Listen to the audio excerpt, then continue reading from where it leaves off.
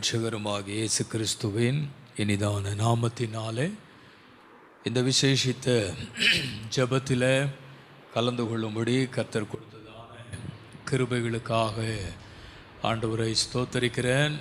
மிகுந்த பாரத்தோடு தேவ சமூகத்தில் காத்திருந்து ஜெபிக்கிற உங்கள் வாழ்க்கையில் நிச்சயமாய் கர்த்தருடைய ஆசீர்வாதங்களை தேவன் தந்தருளுவாராக. அல்லேலூயா. ஒரு எதிர்பார்ப்போடு தேவ சமூகத்தில் நாம் கடந்து வந்திருக்கிறோம். இன்றைக்கு தேசத்தில் பல இடங்களிலே விதமாக கூடி தேசத்திற்காக ஜெபிக்கிற நாட்களை காலங்களை கர்த்தர் ஏற்படுத்தி இருக்கிறார். இந்த ஜெபங்கள் மாவட்டங்கள் தோறும் நடக்கிறது, தாலுகாக்களிலே நடக்கிறது. ஆகவே நாம் எதிர்பார்க்கிற ஒரு பெரிய எழுப்புதலை நம்முடைய சபை சந்திக்க போகிறது, நம்முடைய பட்டணம் சந்திக்க போகிறது. அதற்காகவே நாம் தேவனுடைய சமூகத்தில் தியாகத்தோடு அமர்ந்து நாம் ஜெபிக்கிறோம். கர்த்தர் அதை கனம் பண்ணுவார். அல்லேலூயா. ஆண்டவருக்கு ஸ்தோத்திரம். மிக முக்கியமான நேரத்தில் வந்திருக்கிறோம். இது எல்லாருக்கும் ஒரு முக்கியமான நேரம். கர்த்தருக்கு ஸ்தோத்திரம். நம்ம விசுவாசிகள் பகல்லே நல்லா தூங்குவாங்க. நானும் கொஞ்சம் யோசிக்கிறேன், ராத்திரி என்ன நடக்குமோ தெரியலேன்னு. ஆனால் எனக்கு ஒரு நம்பிக்கை என்னென்னா, பகலில் தூங்குறவங்க ராத்திரி தூங்க மாட்டாங்க. அதனால் விழிப்பாக உட்கார்ந்து வார்த்தை கேட்பீங்கன்னு நான் நினைக்கிறேன். உங்களை தூங்க வைக்கிறதுக்கு ஆண்டவர் என்ன அனுப்பலைங்க, தூங்குறவங்களை எழுப்புறதுக்கு தான் அனுப்பி வச்சிருக்கார். ஆமென். கர்த்தருக்கு ஸ்தோத்திரம். ஆகவே அநேக காரியங்களுக்காக ஜெபித்திருக்கிறீர்கள். கர்த்தர் நிச்சயமாய் ஜெபங்களை ஆசீர்வதித்து ஆண்டவர் அதற்கேற்ற பலன்களை நமக்கு தேவன் கொடுப்பாராக. ஆண்டவர் நல்லவர். ஆமென் சொல்லுங்க பார்க்கலாம். கேடகம் நீரே,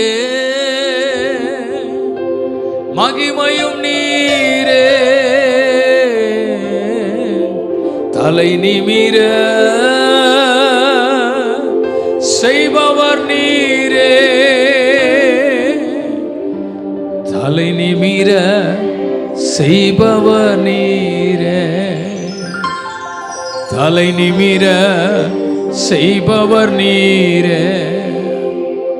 யாரெல்லாம் தேவ சமூகத்தில் ஜெபிக்கிறவங்களா இருந்தாங்களோ அவங்களெல்லாம் கர்த்தர் நிமிர்ந்து நடக்க பண்ணினார். யாரெல்லாம் தேவனுக்காக வாழ்ந்தார்களோ அவர்களை கர்த்தர் நிமிர்ந்து நடக்க பண்ணினார். ஆகவே நிச்சயமாய் சொல்லுகிறேன், கர்த்தருக்காக வாழ்கிறவர்கள் தலைகுனிந்து நடக்க கர்த்தர் விடமாட்டார். அவர்களை நிமிர்ந்து நடக்க பண்ணுவார், நிமிர்ந்து நடக்க பண்ணுவார். ஆமென். எல்லாருக்கும் தெரிந்த பாடல் சேர்ந்து கரங்களை தட்டி உற்சாகமா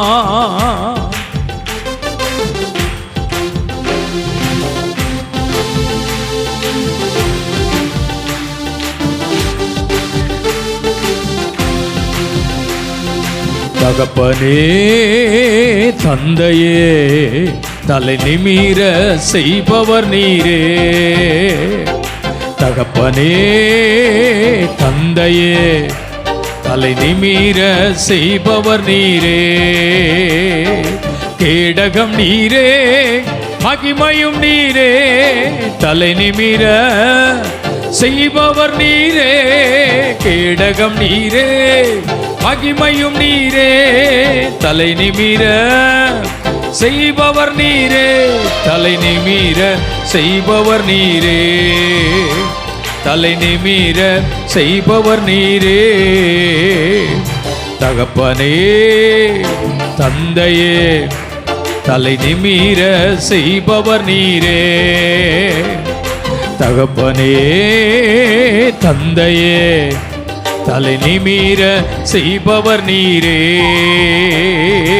எதிரிகள் எவ்வளவாய் பெருகிவிட்டன, எதிர்த்தெழுவோர் எத்தனை மிகுந்து விட்டன. எதிரிகள் எவ்வளவாய் பெருகிவிட்டன, எதிர்த்தெழுவோர் எத்தனை மிகுந்து விட்டன. ஆனாலும் சோர்ந்து போவதில்லை, தளர்ந்து விடுவதில்லை.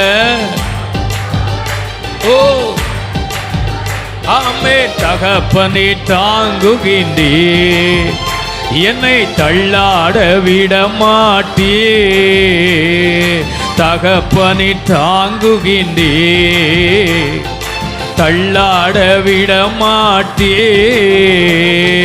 கேடகம் நீரே, மகிமையும் நீரே, தலை நிமிர பாடுவோம். ஓ கேடகம் நீரே,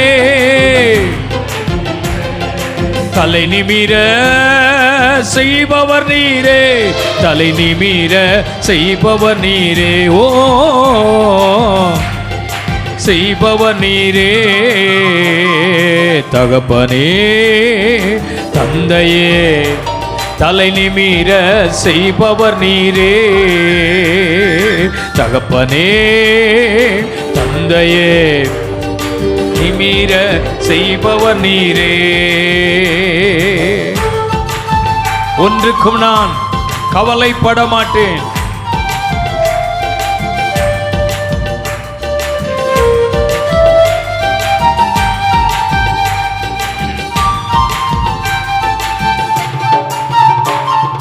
ஒன்றுக்கும் நான் கலங்காமல் ஸ்தோத்தரிப்பேன்.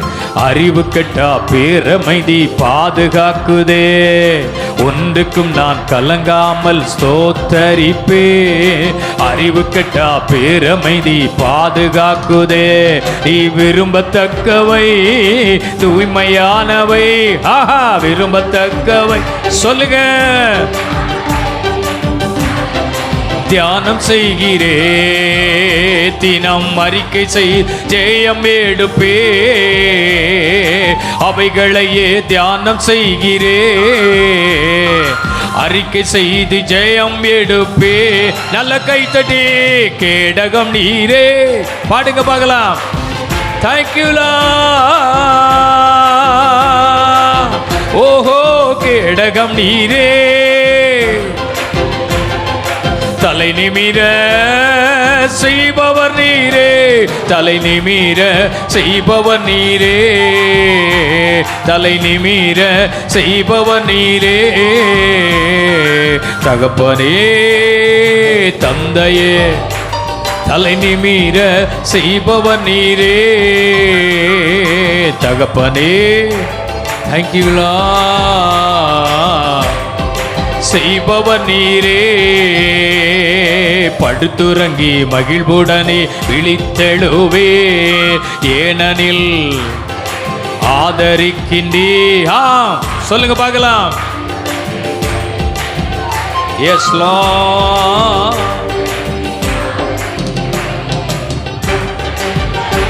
ஓ ஆஹா எஸ் கலக்கமில்லையே, கர்த்தரினோடு அபாதபாஷகரா நன்றி என்னோடு எனக்கு இல்லையே. கேடகமே கேடகம் நீரே, மகிமையும் நீரே, தலை நிமிர செய்பவர் நீரே, கேடகம் நீரே, தலை நிமிர செய்வார், தலை நிமிர செய்பவர் நீரே, தலை நிமிர செய்பவர் நீரே, தகப்பனே தலை நிமிர செய்வாராக. தபாகரஷே தகப்பனே நன்றி அப்பா. சொல்லுங்க தகப்பனே.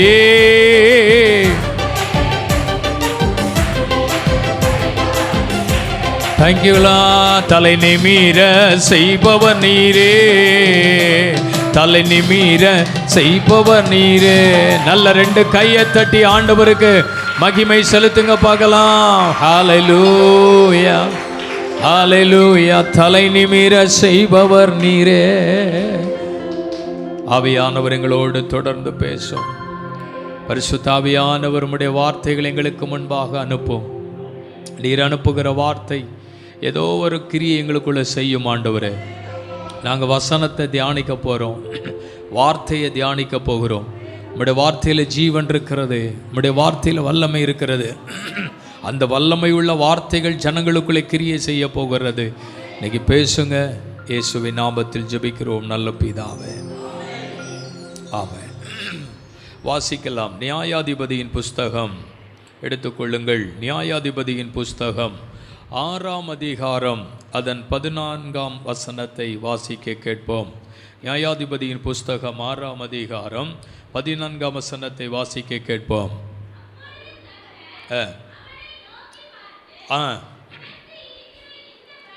அவனை பார்த்து, உனக்கு இருக்கிற இந்த பலத்தோடு போ,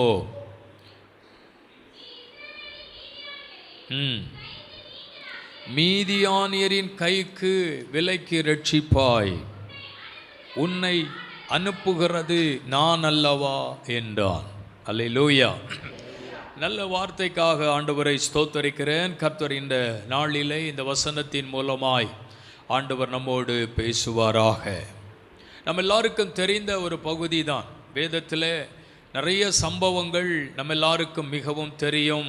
அறிமுகமான பகுதிகள், அடிக்கடி தியானிக்கிற பகுதிகள், நம்ம விரும்பி படிக்கிற பகுதிகள்.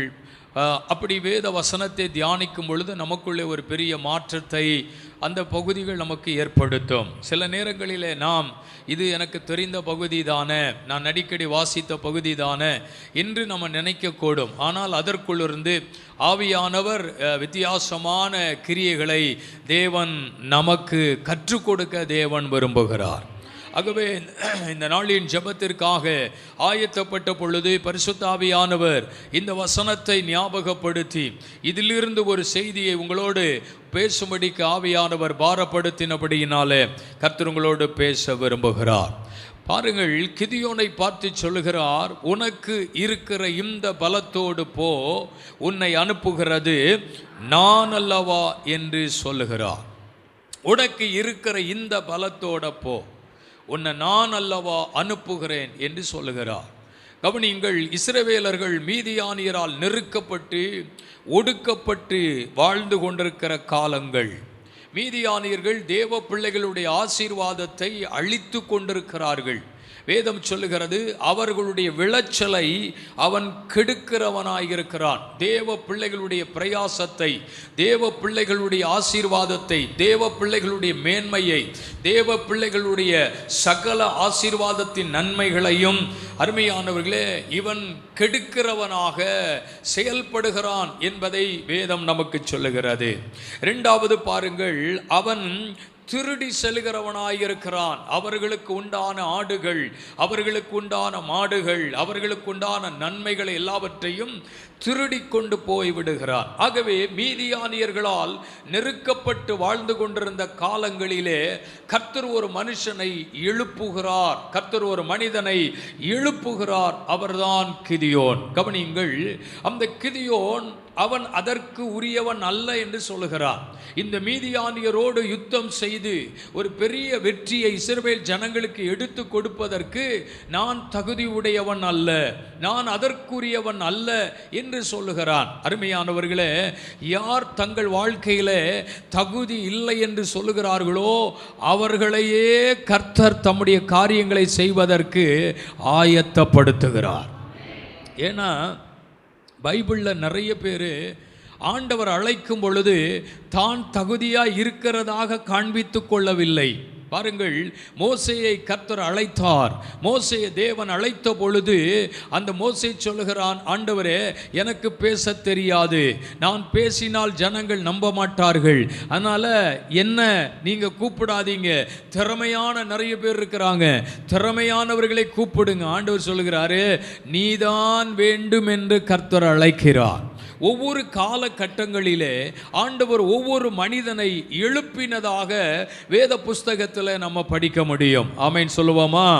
ஒவ்வொரு காலகட்டத்தில் நான் சொல்லுகிறேன், இந்த கடைசி காலத்தில், இந்த கடைசி நாட்களிலே, இந்த தலைமுறைகளிலே ஒரு பெரிய எழுப்புதலை நம்முடைய தேசம் சந்திப்பதற்காக, நம்முடைய பட்டணம் சந்திப்பதற்காக யாரோ ஒரு நபரை கர்த்தர் எழுப்புவார். எழுப்பும் என்பது ஜெபம் அல்ல. ஆண்டவரே, இந்த பகுதியில் ஒரு மாற்றத்தை கொண்டு வருவதற்கு எங்களை எழுப்பும் என்று ஜெபிக்கத்தான் கர்த்தர் நம்மை இங்கே கொண்டு வந்திருக்கிறார். அல்லேலூயா. இன்னொருவர் ஏதோ ஒரு பட்டணத்தில் இருந்தோ இல்ல எங்கேயோ ஒரு தேசத்தில் இருந்து ஒருவர் வந்து இங்க ஒரு அசைவையும் செய்ய வேண்டிய அவசியம் இல்லை. கர்த்தர் உங்களை கொண்டுதான் இந்த பகுதியில ஒரு பெரிய அசைவை கர்த்தர் ஏற்படுத்த போகிறார். நீங்க நினைக்கலாம், ஒருவேளை நம்ம என்ன செய்ய போகிறோம், நம்ம என்ன ஊழியத்தை செய்ய போகிறோம், நம்ம என்னத்தை செய்வதற்கு நம்ம மேலே இருக்குது அப்படின்னு நீங்க நினைக்கலாம். இல்லைங்க, கர்த்தருடைய ஆவியானவர் திட்டமாய் சொல்லுகிறார், அநேக ஜனங்கள் பிசாசினுடைய பிடியிலே, அநேக ஜனங்கள் சத்துருனுடைய பிடியிலே அகப்பட்டு விடுதலை இல்லாதபடிக்கு தவித்துக் கொண்டிருக்கிறார்கள். யார் என்னை விடுதலையாக்குவார் என்று கேள்விகளை கேட்டுக்கொண்டிருக்கிறார்களே, இந்த ஜனங்களை விடுதலையாக்கும்படி ஒரு கிதியோனை எழுப்பினது போல கர்த்தர் உங்களை எழுப்ப தேவன் விரும்புகிறார். அல்லேலூயா, கர்த்தருக்கு ஸ்தோத்திரம். நான் சொல்லுகிறேன், இந்த மீதியானியரின் கையில் இருந்து ஜனங்களை விடுதலையாக்கும்படி கர்த்தர் ஒரு கிதியோனை தேவன் எழுப்பினார். ஆண்டவர் சொல்றாரு, அவன் சொல்லுகிறான், நான் அதற்குரியவன் அல்ல, நான் அதற்கு தகுதியானவன் அல்ல, எங்க குடும்பத்திலேயே அப்படி யாரும் கிடையாது ஆண்டவரே. ஆண்டவர் சொல்றாரு, அதுக்கு ஒன்றும் தேவையில்லைப்பா, ஏற்கனவே உனக்குள்ள ஒரு பலன் இருக்கு, ஏற்கனவே உனக்குள்ள ஒரு வல்லமை இருக்கு, ஏற்கனவே உனக்குள்ள ஒரு கிருபை இருக்கு. இந்த கிருபை போதும், இந்த வல்லமை போதும், உனக்கு இருக்கிற பலத்தோட போ, நான் உன்னை அனுப்புகிறேன். அல்லேலூயா சொல்லுங்க, அல்லேலூயா.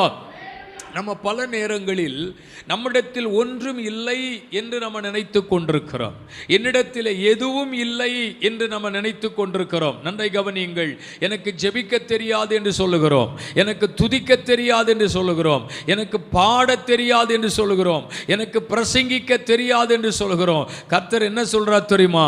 உனக்குள்ள ஒரு வல்லமையை நான் வச்சிருக்கிறேன், உனக்குள்ள ஒரு ஆவியை அனுப்பி இருக்கிறேன், உனக்குள்ள ஒரு அபிஷேகத்தை நான் கொடுத்திருக்கிறேன். அந்த அபிஷேகம் ஓ மூலமா பெரிய காரியத்தை நிச்சயமாய் செய்து முடிக்கும். அல்லேலூயா, கர்த்தருக்கு ஸ்தோத்திரம். அநேக நேரங்களில் நமது பலவீனங்களையே சொல்லி சொல்லி சொல்லி அடுத்த கட்டத்திற்குள் போக விடாதபடி அது நம்மளை தடுத்து கொண்டே இருக்கிறது. நம்முடைய பலவீனத்தை சொல்லுகிறோம். ஒரு எரேமியாவை கர்த்தர் அழைக்கும் பொழுது எரேமியா தன்னுடைய பலவீனத்தை சொல்லுகிறான், நான் சிறு பிள்ளையாயிருக்கிறேனே, நான் சின்ன பிள்ளையா இருக்கிறேனே, என்ன கொண்டு என்ன நடக்க போகிறது? ஆண்டவர் சொல்லுகிறார், உன்னை ஒரு தீர்க்கதரிசியாக நான் தெரிந்து கொண்டேன். பல நேரத்தில் நம்முடைய பலவீனத்தையே சொல்லி சொல்லி சொல்லி தேவனுடைய கிருபையை மட்டுப்படுத்தி விடுகிறோம். பல நேரங்கள் நம்ம சொல்லுகிறோம், எனக்கு வரங்கள் இல்லை, எனக்கு கிருபைகள் இல்லை. ஸ்தோத்திரம். அருமையானவர்களே, எனக்கு பாருங்க தாளந்துகள் இல்லை, எங்கிட்ட ஒண்ணுமே இல்லை, எங்கிட்ட எதுவுமே இல்லை, இப்படியே சொல்லி சொல்லி தேவனுடைய வேலையை நடக்க கூடாதபடி மட்டுப்படுத்தி கொண்டிருக்கிறோம். இன்னைக்கு ஆண்டவர் சொல்றாரு, உனக்குள்ள ஏன் பலன் இருக்குது, உனக்குள்ள ஏன் வல்லமை இருக்குது, உனக்குள்ள என்னுடைய கிருபை இருக்குது, அந்த பலத்தோடு போ, பெரிய காரியங்கள் நடக்கும். அல்லேலூயா. அப்போ நம்ம எல்லாருக்குள்ளும் ஆண்டவர் ஒரு தெய்வீகமான பலத்தை ஆண்டவர் கொடுத்திருக்கிறார். இந்த அருமையான நாளிலே தேவன் கொடுத்திருக்கிற பலன் நம்மை கொண்டு என்ன செய்ய போகிறது என்பதை குறித்து நான் தொடர்ந்து உங்களோடு நான் பேச வேண்டும் என்று நான் விரும்புகிறேன். தேவனுடைய பலன், தேவனிடத்திலிருந்து பெற்றுக்கொண்ட பலன், நம்ம எல்லாருக்குள்ளும் ஒரு பலன் இருக்கு. இந்த பலன் எப்போ வந்தது? அப்போஸ்தலர் 1:8 வாசிக்கிறோம், பரிசுத்த ஆவி உங்களிடத்திற்கு வரும் பொழுது, வந்த பொழுது, நீங்கள் பரிசுத்த ஆவி உங்களிடத்தில் வந்தபோது நீங்கள் பலனடைவீர்கள். ஆவியானவர் ஊற்றப்பட்ட நாளில் பரிசுத்த ஆவியின் வல்லமையை பெற்றுக்கொண்ட பொழுது நமக்குள்ள ஒரு பலன் உண்டானதே. அந்த பலன் நம்மை கொண்டு எதையோ ஒன்றை செய்ய வைக்க விரும்புகிறது. அல்லேலூயா. இப்போ எல்லாருக்குள்ள ஒரு தேவ பலன் இருக்கு, எல்லாருக்குள்ள ஒரு தேவ பலன் இருக்கு. இப்ப நம்ம தேவனிடத்திலிருந்து பெற்றுக்கொண்ட இந்த பலன், ஆவியின் பலன், தேவ பலன் நமக்குள்ளே இல்லாவிட்டால் நம்ம மூலமாக செய்ய போகிற ஒரு 4 விஷயங்களை நான் தொடர்ந்து உங்களோடு நான் பேச விரும்புகிறேன். ஆமென். சரியான நேரத்தில் நான் என்னுடைய பிரசங்கத்தை முடித்து விடுவேன். 4 பாயிண்ட் 4 மணி ஆயிரும் அப்படின்னு நினைக்கக்கூடாது. கர்த்தருக்கு ஸ்தோத்திரம். இந்த ஜெபத்துக்குன்னு ஒரு டைம் வச்சிருக்கிறாங்க. அந்த டைமில் என்னுடைய பிரசங்கத்தை நான் முடிச்சிருவேன். ஆமேன்னு சொல்லுங்க பார்க்கலாம். ஒருவேளை யாராவது தூங்குற மாதிரி இருந்தால் ஒரு அரை மணி நேரம் எக்ஸ்ட்ரா பேசுவேனே தவிர, ஸ்தோத்திரம், முழிச்சு இருந்தால் கரெக்டாக என்ன செஞ்சிடலாம், முடிச்சிடலாம். ஆமேன்னு சொல்லுங்க பார்க்கலாம். ஆண்டவர் நல்லவர். ஆமேன். கர்த்தருக்கு மகிமை உண்டாகட்டும். கவனிங்கள். அப்போ உனக்குள் இருக்கிற பலன் என்ன செய்யும், என்ன செய்யணும், என்ன செய்ய போகிறது. கர்த்தருக்கு ஸ்தோத்திரம். அந்த பலத்தினுடைய தன்மை, அந்த பலத்தினுடைய காரியத்தை நம்ம அறிய வேண்டியது அவசியமாக இருக்கிறது. ஒன்று சாமுவேல் 17ஆம் அதிகாரம் அதன் 29ஆம் வசனத்தை படியுங்கள். 1 சாமுவேல் 17:29. அதற்கு தாவீது, நான் இப்பொழுது செய்தது என்ன? நான் வந்ததற்கு முகாந்தரம் இல்லையா என்றான். நான் வந்ததற்கு முகாந்தரம் இல்லையா? தேவனுடைய பலன் தேவ மனுஷனாகிய தாவீதிற்குள் இருக்கிறது. நமக்கு தெரியும், தாவீதை கர்த்தர் அபிஷேகம் செய்து விட்டார். யாருக்கும் கிடைக்காத ஒரு அபிஷேகம் தாவீதின் மேல் இறங்கி இருக்கிறது. நன்றை கவனியுங்கள். ஆண்டவர் இஸ்ரவேலிலே சவுலை ராஜாவா ஏற்படுத்தின பொழுது சவுல் தேவனுக்கு பிரியமானபடி அவன் செய்யவில்லை. ஆண்டவர் சொல்றாரு, இவனை நான் ராஜாவாக்கினதற்காக மனஸ்தாபப்படுகிறேன் அப்படின்னு சொல்லி இன்னொருவனை கர்த்தர் அந்த ஸ்தானத்திற்கு கொண்டு வருகிறார். பாருங்கள், ஒரு விஷயத்தை புரிந்து கொள்ள வேண்டும். 2 பேர் அபிஷேகம் பண்ணப்பட்டிருக்கிறார்கள். சவுல் அபிஷேகம் பண்ணப்பட்டான். எதற்காக? ஜனங்களுடைய விருப்பத்திற்காக. நல்லா கவனிக்கணும். ஏன்னா ஜனங்கள் கேட்கிறார்கள், எங்களுக்கு ஒரு ராஜா வேண்டும், எங்களை வழிநடத்த எங்களுக்கு ஒரு ராஜா வேண்டும். அதனால தன்னுடைய தகப்பனாகிய கழுதை காணாமல் போனதை அவன் தேடி போகிறான். தீர்க்கதரிசிக்கு சொல்றாரு, ஜனங்கள் முறையிட்டு கொண்டிருக்கிறார்கள், ஜனங்கள் என்கிட்ட கேட்டுக்கிட்டே இருக்கிறாங்க, எங்களுக்கு ஒரு ராஜா வேணும், ராஜா வேணும்னு கேட்கிறாங்க. இவனுக்காக இந்த சவுலை என்ன பண்ணு, ராஜாவா நீ ஏற்படுத்து அப்படிங்கிறாரு. ஆனா தாவீத கர்த்தர் தமக்காக கர்த்தர் அபிஷேகம் பண்ணினார். சவுல் ஜனங்களுக்காக அபிஷேகம் பண்ணப்பட்டான். தாவீது தேவனுக்காக அபிஷேகம் பண்ணப்பட்டான். ஆமென். நன்றை கவனியுங்கள். அப்போ இந்த தாவீதின் மேல் வந்திருக்கிற இந்த அபிஷேகம், ஆண்டவர் சொல்றாரு, நான் ஏன் அவன் அபிஷேகம் பண்ணினேன்னா, அவன் என் இருதயத்திற்கு ஏற்றவனாக கண்டேன். அவன் எனக்கு சித்தமானவைகளை செய்வான், அவன் எனக்கு பிரியமாய் நடப்பான். கர்த்தர் நம்மளெல்லாம் ரட்சித்திருக்கிறார் என்றால், நம்மளெல்லாம் அபிஷேகம் பண்ணியிருக்கிறார்னா ஒரு நோக்கத்தோடு தான் கர்த்தர் அபிஷேகம் பண்ணியிருக்கிறார். அல்லேலூயா. நம்மளை விட நல்லவங்க, நம்மளை விட பக்திமான்க, நம்மளை விட நல்ல தெளிவானவங்க நிறைய பேர் இருக்காங்க. ஆனால் அவங்களெல்லாம் விட்டுட்டு இந்த ஆகாதவர்கள், தள்ளப்பட்டவர்கள், இப்படி பாருங்க, இவங்களையே கர்த்தர் தெரிந்து கொள்கிறார்னா தேவனுடைய தெரிந்து கொள்ளுதலில் ஒரு நோக்கம் இருக்கிறது. நான் சொல்லுகிறேன், நீங்கள் யாரும் தற்செயலாய் சபைக்கு வர்றதில்லை, தற்செயலாக நீங்கள் வந்தவர்களும் கிடையாது.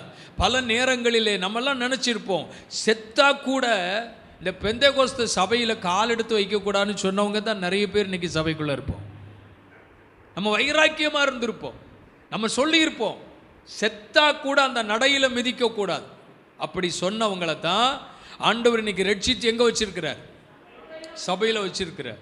கர்த்தருக்கு ஸ்தோத்திரம். நல்லா கவனிக்கணும். அப்போ தேவனுடைய தெரிந்து கொள்ளுதல் நம்ம மேலே ஒரு திட்டம் இருக்குது. ஒரு திட்டம் இல்லாமல் கர்த்தர் உங்களை செலக்ட் பண்ணலை, ஒரு திட்டம் இல்லாமல் கர்த்தர் உங்களை கொண்டு வரலை, ஒரு நோக்கம் இல்லாமல் கர்த்தர் உங்களை ரட்சிக்கலை. உங்கள் மூலமாக எதையோ ஒன்றை செய்கிறதுக்கு தான் இந்த ராத்திரியிலே கர்த்தர் உங்களை கொண்டு வந்திருக்கிறார்.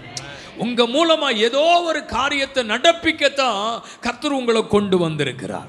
அப்போ இந்த தாவீது அருமையா அபிஷேகம் பண்ணப்பட்டிருக்கிறான். தாவீதின் மேல் ஒரு விசேஷித்த அபிஷேகம் வந்திருக்கிறது. ஆனால் இப்பொழுது இஸ்ரவேலில் ஒரு பெரிய யுத்தம் சந்திக்கிறது. அந்த யுத்தத்தை கண்டு ஜனங்கள் எல்லாரும் கலங்கி நிற்கிறார்கள். குறிப்பாக சொல்லப்போனால் கோலியாத்தை கண்டு ஜனங்கள் கலங்கி நிற்கிறார்கள். ஏனென்றால் அவனை பார்த்த பொழுது ஜனங்களுக்கு ஒரு பெரிய பயம் உண்டாகிறது. இவனல்லவா வந்து நிற்கிறான், இவனை எப்படி மேற்கொள்ள முடியும்? அன்றைக்கு யுத்தத்தை சந்திப்பதற்கு ஒருவனுக்கும் பலன் இல்லை. யுத்தத்தை சந்திப்பதற்கு ஒருவனுக்கும் தைரியம் இல்லை. அத்தனை பேரும் முதுகு காட்டி ஓடுகிறதற்கு தயாராயிருக்கும் பொழுது தாவீது சொல்லுகிறான், என்னை அபிஷேகம் பண்ணினதற்கு முகாந்திரம் இல்லையா? ஒன்று, தேவ பலன் சந்திக்கும் பலன். எல்லாரும் சொல்லுங்க, சந்திக்கும் பலன். எந்த ஒரு பிரச்சனையும் சந்திச்சாதான் அதுக்கு ஒரு முடிவு வரும். அல்லேலூயா. பிரச்சனைகள் எழும்பி இருக்கலாம், போராட்டங்கள் எழும்பி இருக்கலாம், சூழ்நிலைகள் எழும்பி இருக்கலாம். நான் சொல்லுகிறேன், இதை கண்டு திரும்பி போகிறதற்கு அல்ல, இதை கண்டு மனமடிவதற்கு அல்ல, இதை பார்த்து சோர்ந்து போய் நிற்பதற்கு அல்ல, அதை சந்திக்கணும், அதை சந்திக்கணும். அவன் சொல்லுகிறான், கோலியாத்தா நான் வருகிறேன், அவனோட யுத்தம் செய்வதற்கு உங்களுக்கு ஒருவேளை தைரியம் இல்லையா? நான் வருகிறேன், ஏன்னா என் மேல ஒரு அபிஷேகம் இருக்கிறது. நான் சொல்லுகிறேன், ஒருவேளை நம்ம ஏரியாக்கள பல கோலியாத்துகள் நமக்கு விரோதமாய் எழும்பி இருக்கலாம், ஊழியத்துக்கு விரோதமாய் எழும்பி இருக்கலாம், சபைகளுக்கு விரோதமாய் எழும்பி இருக்கலாம். நான் சொல்லுகிறேன், அதை சந்திக்க உங்களுக்குள்ள ஒரு தேவ பலன் இருக்கிறது. அல்லேலூயா. சவாலை சந்திக்கணும். ஆமென் சொல்லுங்க பார்க்கலாம். கர்த்தருக்கு ஸ்தோத்திரம். சந்திச்சாதான் ஜெயம் வரும், பிரச்சனையை சந்திச்சாதான் முடிவு வரும். இது ஓடி ஓடி ஒளிஞ்சிக்கிட்டே இருந்தோம்னா ஒரு நாளும் பிரச்சனைக்கு என்ன வராது, முடிவு வராது. சவாலை சந்திக்கணும். நெகேமியா அலங்கம் இடிக்கப்பட்டு விட்டது என்று கேள்விப்படுகிறான். அவன் கேள்விப்பட்ட பொழுது அவனுக்குள்ள ஒரு பாரம் வருது. எருசலேமின் அலங்கம் இடிக்கப்பட்டு விட்டது அப்படிங்கிற ஒரு செய்தி அவனுடைய இருதயத்தை துக்கப்படுத்துகிறது. நன்றை கவனிங்கள், அவனுடைய இருதயத்தில் ஒரு பெரிய பாரம் உண்டாகிறது. அந்த பாரம் வந்தவுடனே என்ன நினைக்கிறான், எப்படியாகிலும் அந்த அலங்கத்தை திரும்ப கட்டி எழுப்பணும் அப்படிங்கிற ஒரு எண்ணம் அவருக்குள்ள இருக்கிறது. கர்த்தருக்கு ஸ்தோத்திரம். உண்மையான எழுப்புதலை விரும்புகிறவர்களுக்குள் ஒரு பாரம் இருக்கும். பாரம்னா தலைவலி இல்லை, பாரம்னா தலைக்கு மேலே என்னதோ வச்சது போல இருக்கு, அந்த பாரத்தை சொல்லலை. இல்லையா சொல்லு பார்க்கலாம். ஆமாம், சிலர் பாரத்தை, தேவையில்லாத பாரத்தை தலைக்கு மேலே சுமந்துக்கிட்டே இருப்பாங்க, தேவையில்லாத பாரத்தை. ஆனால் அந்த பாரத்தை சொல்லலை. அவன் இருதயத்திற்குள்ளே இருந்த பாரம் என்ன, எப்படியாயிலும் இந்த அலங்கம் கட்டி எழுப்பப்பட வேண்டும். எத்தனையோ பேருக்கு இல்லாத ஒன்று நெகேமியாவுக்குள்ளே இருக்கிறது. நான் சொல்லுகிறேன், எத்தனையோ பேருக்கு இல்லாத அந்த பாரம் உங்களுக்குள் இருந்தபடியினாலைத்தான் தூக்கத்தை வெறுத்து எல்லாவற்றையும் ஒதுக்கி வைத்துவிட்டு நம்ம தேவ சமூகத்தில் வந்திருக்கிறோம்னா சும்மா வர முடியாது. ஒரு பாரம் இருந்ததுனால தான் வந்திருக்கிறோம். அல்லேலூயா. சிலர்லாம் சொல்லுவாங்க, நாங்கள் தேசத்தை அசைச்சிருவோம்பாங்க, நாங்கள் அப்படி ஊழியம் செஞ்சிருவோம்பாங்க, நாங்கள் இதெல்லாம் சாதிச்சிருவோம் அப்படிம்பாங்க.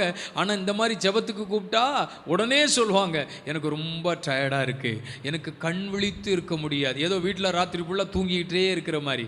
நிறைய கேஸுகள் இன்னைக்கு தூங்காமல் தான் இருக்கும், தூங்க விட மாட்டார். அந்த மனசாட்சி பேசும், இன்னைக்கு ஜெபம் உண்டல்லவா, நீ போக வேண்டிய ஆள் அல்லவா, நீ இன்னைக்கு எப்படியோ வீட்டில் உட்காந்துக்கிட்டு இருக்கிய பாரு, விடிய காலம் 4 மணி வரைக்கும் உனக்கு என்ன வராது. ஞாயிற்றுக்கிழமை சாட்சி சொல்ல போடுறாங்க, திங்கக்கிழமை 1ஆம் தேதி தூக்கமே வரல, ஆண்டவர் என்னை தூங்கவே விடலைன்னு தோத்துறோம். அதுக்கு காரணம் நம்ம தான். ஆமீன் சொல்லுங்க. நான் சொல்லுகிறேன், ஏன் நம்ம ஜெபம் பண்ண வந்திருக்கிறோம், ஏன் கர்த்தரை தேடி வந்திருக்கிறோம், நமக்குள்ள ஒரு பாரம், எங்கள் தேசம் சந்திக்கப்பட வேண்டும், எங்கள் பட்டணம் சந்திக்கப்பட வேண்டும், எங்கள் சபை எழுப்புதலை பார்க்க வேண்டும், ஒரு பெரிய அறுவடைக்காக காத்திருக்கிறோம், அது எங்களுக்கு உண்டாக வேண்டும் என்கிற ஒரு பாரம் யாருக்குள்ளே இருக்கிறதோ அவர்கள் தேவ சமூகத்தை தேடுவார்கள். ஆமென். நன்றாய் கவனிங்கள், இங்கே நெகேமியாவுக்குள் அந்த தரிசனம் இருந்தது, அந்த பாரம் இருந்தது, அவன் இருதயத்தில் ஒரு பெரிய துக்கம் இருந்தது. இப்ப என்ன நினைக்கிறானா, அலங்கத்தை கட்டணும்னு அவன் ஆசைப்படுறான். தேவனுடைய பிள்ளைகளே, தேவனுக்கு அடுத்த காரியத்தை என்றைக்கு செய்ய நினைக்கிறீர்களோ அன்னைக்கு உங்களுக்கு அனுகூலமாக இருக்கும்னு நினைக்காதீங்க, அன்னைக்கே பிரச்சனை ஆரம்பிச்சிடும். ஆமென். நீங்கள் உபவாசித்து ஜெபிக்கணும்னு நினைக்கிறீங்கன்னு வைங்களேன், ஒரு 3 நாள் உபவாசிக்கணும், தேவ சமூகத்தில் ஜெபிக்கணும்னு நீங்கள் நினைக்கிறீன்னு வைங்களேன், ஒரு நாள் இல்லாத பசி அன்னைக்கு உங்களுக்கு வரும். அப்படி வந்ததுன்னு சொல்கிறோம் மட்டும் ஒரு அல்லேலூயா சொல்லுங்க பார்க்கலாம். பா, இங்கே இருக்கிற அத்தனை பேருக்கு வந்திருக்கு பாருங்க. கர்த்தருக்கு ஸ்தோத்திரம். ஐயா, பசி வந்துச்சா பாருங்க. நம்ம நினைக்கிறோம் மற்ற நாட்கள் கூட வீட்டில் சண்டை போட்டுட்டு கூட சாப்பிடாம இருந்திருப்போம். அன்னைக்கு ஒண்ணுமே நமக்கு பிரச்சனை இருந்திருக்காது. ஆனா என்னைக்கு ஜெபிக்கணும் உபவாசிக்கணும்னு நினைக்கிறோமோ அன்னைக்கு தான் அதிக பசியா இருக்கும். பார்க்கறதெல்லாம் சாப்பிடணும் போல இருக்கும். இருக்கிற எதையும் விடக்கூடாது. என்னிடத்தில் வருகிற எதையும் புறம்பே தள்ளுவதில்லை. அவ்வளவு சாப்பிடணும் போல இருக்கும். நான் சொல்கிறேன், ஒரு காரியத்தை குறித்து நம்ம நிறைவேற்ற நினைக்கும் பொழுது அந்த தரிசனத்திற்கு தடைகள் வரும். நீங்கள் ஒரு காரியத்தை செய்ய நினைக்கும் பொழுது அது அனுகூலமாக இருக்கும் அப்படின்னு நீங்கள் நினைக்கக்கூடாது. அனுகூலமாக இருக்காது, தடைகள் வரும். ஏன்னா தடைகள் வந்தாதான் காரியம் ஜெயமாக முடியும். ஆமென். தடைகள் வந்தாதான் அந்த காரியத்தில் அற்புதங்கள் நடக்கும். இப்போ பாருங்க, இவனுக்குள்ள தரிசனம், ஒரு அசைவு உண்டா, ஒரு ஆலங்கத்தை கட்டணும், இப்படியெல்லாம் அவன் இருதயத்தில் பாரப்படும் பொழுது கொஞ்சம் பேரை சேர்த்து சரி அலங்கத்தை கட்டலான்னு நினைச்சா ஒரு கூட்டம் எழும்புது பாருங்க. எப்படி கட்டுவாய் என்று பார்க்கலாம். சம்பல்லாத்து தொபியாக்கள் எழும்புகிறார்கள். நான் சொல்லுகிறேன், தரிசனத்திற்கு தடைகள் வரலாம். நீங்கள் தேவனுக்காக செய்ய நினைக்கிற காரியத்திற்கு உங்கள் வாழ்க்கையில் தடைகள் வரலாம். ஆனால் தடைகளின் நடுவிலே தேவனுடைய அற்புதங்கள் நடக்கும். அல்லேலூயா. ஒரு காரியத்தை செய்ய கர்த்தர் உங்களுக்கு ஒரு தரிசனம் கொடுத்தால் துவண்டு போக வேண்டாம், அதை நிறைவேற்ற பிரயாசப்படுங்கள். கர்த்தர் அனுகூலங்களை தேவன் உங்களுக்கு ஏற்படுத்தி கொடுப்பார். சவால். உடனே நெகேமியா அருமையானவர்களை பயந்து போய், ஐயோ எங்களுக்கு பிரச்சனை வந்துட்டு, ஐயோ நாங்கள் இந்த ஆலங்கத்தை என்ன கட்ட முடியாது, எவனை கொண்டாது கட்டும், நான் போறான்ப்பா அப்படின்னு போட்டுட்டு போனானா? இல்ல, சம்பல்லாத்தும் தொபியாவும் எழும்பி அருமையானவர்களை அதை தடை பண்ணினார்கள். வேதம் சொல்லுகிறது தடை பண்ணினார்கள். அடுத்து பரியாசம் பண்ணினார்கள். அடுத்து நிந்தையாய் பேசினார்கள். என்னெல்லாம் செய்ய முடியுமோ எல்லாவற்றையும் செய்து பார்த்தார்கள். நான் சொல்லுகிறேன், நெகேமியா சவாலை சந்தித்தான். ஏன்னா அவனுக்குள்ள சந்திக்கிற பலன் இருந்தது. தரிசனத்துக்கு எதிராக, தேவ திட்டத்திற்கு எதிராக அநேக போராட்டங்கள் எழும்பி வருமானால் அதை கண்டு ஓட வேண்டாம், பின்வாங்கி நிற்க வேண்டாம். அதை சந்திக்க நின்று பாருங்க, அதனுடைய முடிவு ஜெயமாய் மாறும். ஏனென்றால் தேவன் கொடுத்திருக்கிற பலன் சந்திக்கிற பலன். சந்திக்கணும். ஒவ்வொரு காரியத்தையும் தேவனுடைய பிள்ளைகள் சந்திக்கணும். கர்த்தருக்கு ஸ்தோத்திரம். சவால்கள் வரும், பிரச்சனைகள் வரும், போராட்டங்கள் வரும், தடைகள் வரும், சூழ்நிலைகள் எதிராக எழும்பும். எல்லா நாட்களும் அனுகூலமாய் இருக்க வேண்டியவர்கள், ஆதரவாய் இருக்க வேண்டியவர்கள் எதிராய் மாறிவிடுவார்கள். துவண்டு போக வேண்டாம், கலங்கி நிற்க வேண்டாம், நீங்கள் ஒருபோதும் சோர்ந்து போக வேண்டாம். சந்திக்க நின்று பாருங்கள், அதனுடைய முடிவு நமக்கு ஜெயமாய் இருக்கும். அல்லேலூயா. யோசேப்பு ஒரு சொப்பனம் பார்க்குறான். யோசேப்பு ஒரு சொப்பனம் பார்க்குறான். நிறைய சொப்பனம் பார்ப்பான் போல தெரியுது, ஆனால் அந்த சொப்பனம் சொல்கிறான். அவனுக்கு இருக்கிற ஒரு கிருபை, அது சொப்பனத்தை பார்த்து தன் சகோதரனிடத்தில் சொல்லுகிறான். எப்போ நான் இப்படி ஒரு சொப்பனம் பார்த்தேன் அப்படின்னு சகோதரனிடத்தில் சொல்லுகிறான். அப்போ நீங்கள் இந்த சொப்பனத்தை அவன் சொன்ன உடனே அவனுக்கு வர்ற சவாலை பாருங்க. இது எப்படி நிறைவேறும் என்று பார்க்கலாம். அதனால ஆண்டவர் ஒரு காரியத்தை செய்வேன் என்று உங்களுக்கு சொப்பனத்தில் சொல்லியிருப்பார்னா உடனே எழும்பி சாட்சியில் சொல்லாதீங்க. இல்லை 10 பேருக்கு ஃபோன் பண்ணி நேற்றுக்கு இப்படி ஒரு சொப்பம், ஏன்னா இப்போ கூட சில சொப்பனம் பார்த்துக்கிட்டு இருக்காங்க, அதனால தான் சொல்கிறேன். அல்லேலூயா சொல்லுங்க பார்க்கலாம். அல்லேலூயா. சோத்திரம். ஆண்டவர் நல்லவர். ஒருவேளை அப்படி வெளிப்பாடு அவர்களுக்கு கிடைக்குமானால் நம்ம என்ன செய்ய முடியும்? கவனிங்க. அப்போ ஒரு யோசேப்பு கேட்டா சொல்லுங்க, நானும் ஒரு யோசேப்பு தானே, அதனால தான் கர்த்தர் காண்பிக்கிறாரும்பாங்க. பரவாயில்ல, முடிகிறதுக்குள்ளேயாவது வெளியே வந்துருங்க. கவனிங்க. அப்போ யோசேப்பு ஒரு சொப்பனை கண்டு சொல்றான். அப்போ நான் இப்படி ஒரு சொப்பனம் பார்த்தப்பா அப்படின்னு அவன் சொல்றான். சகோதரர்கள் இது எப்படி நிறைவேறும் என்று பார்க்கலாம். நம்ம நினைப்போம், நம்ம இவங்க கிட்ட சொன்னா இவங்க அதுக்காக ஜெபம் பண்ணுவாங்க, இவங்க கிட்ட சொன்னா இவங்க பாரப்படுவாங்க. பாரப்பட மாட்டாங்க, குழி தோண்டுவாங்க. பாரப்பட மாட்டாங்க, உன்னை தள்ளிவிட நினைப்பாங்க. எப்படி நிறைவேறும் என்று பார்க்கலாம். உங்க வாழ்க்கையில அநேக காரியங்களில் நீங்க சவால்களை சந்திக்கிறவங்களா இருக்கலாம். அநேக சவால்கள் உங்களுக்கு வரலாம். நான் சொல்லுகிறேன், உலகம் உங்களுக்கு எதிராக எழும்ப நினைக்கும் பொழுது கர்த்தர் உங்கள் பட்சத்தில் இருந்து கிரியை செய்ய ஆரம்பிப்பார். சவாலை சந்திக்க பலன் வரணுங்க. போராட்டமா, உடைய ஊழியத்தில் போராட்டமா, சபையில் போராட்டமா, ஆவிக்குரிய நிலைகளிலே உங்களுக்கு விரோதமான போராட்டமா, இதை எப்படி நடக்குன்னு பார்க்கலாம். இந்த ஜெபம் எப்படி நடக்குன்னு பார்க்கலாம். இந்த ஆராதனை எப்படி நடக்குன்னு பார்க்கலாம். இந்த எழுப்புதல் எப்படி வரும்னு பார்க்கலாம். அப்படின்னு சவால் வருதா, சந்திங்க. அதனுடைய முடிவு நமக்கு பெரிய வெற்றியாய் இருக்கும். ஹல்லேலூயா. உங்களுக்குள்ளே இருக்கிற பலன் சந்திக்கிற பலன். ஆமென் சொல்லுவோமா? சந்திக்கிற பலன். 37 ஆண்டுகள் நான் அந்த முழு நேர பணியை செய்து கொண்டிருக்கிறேன். எத்தனையோ பிரச்சனைகளை சந்தித்திருக்கிறேன், எத்தனையோ போராட்டங்களை சந்தித்திருக்கிறேன், எத்தனையோ பாடுகளை சந்தித்திருக்கிறேன்.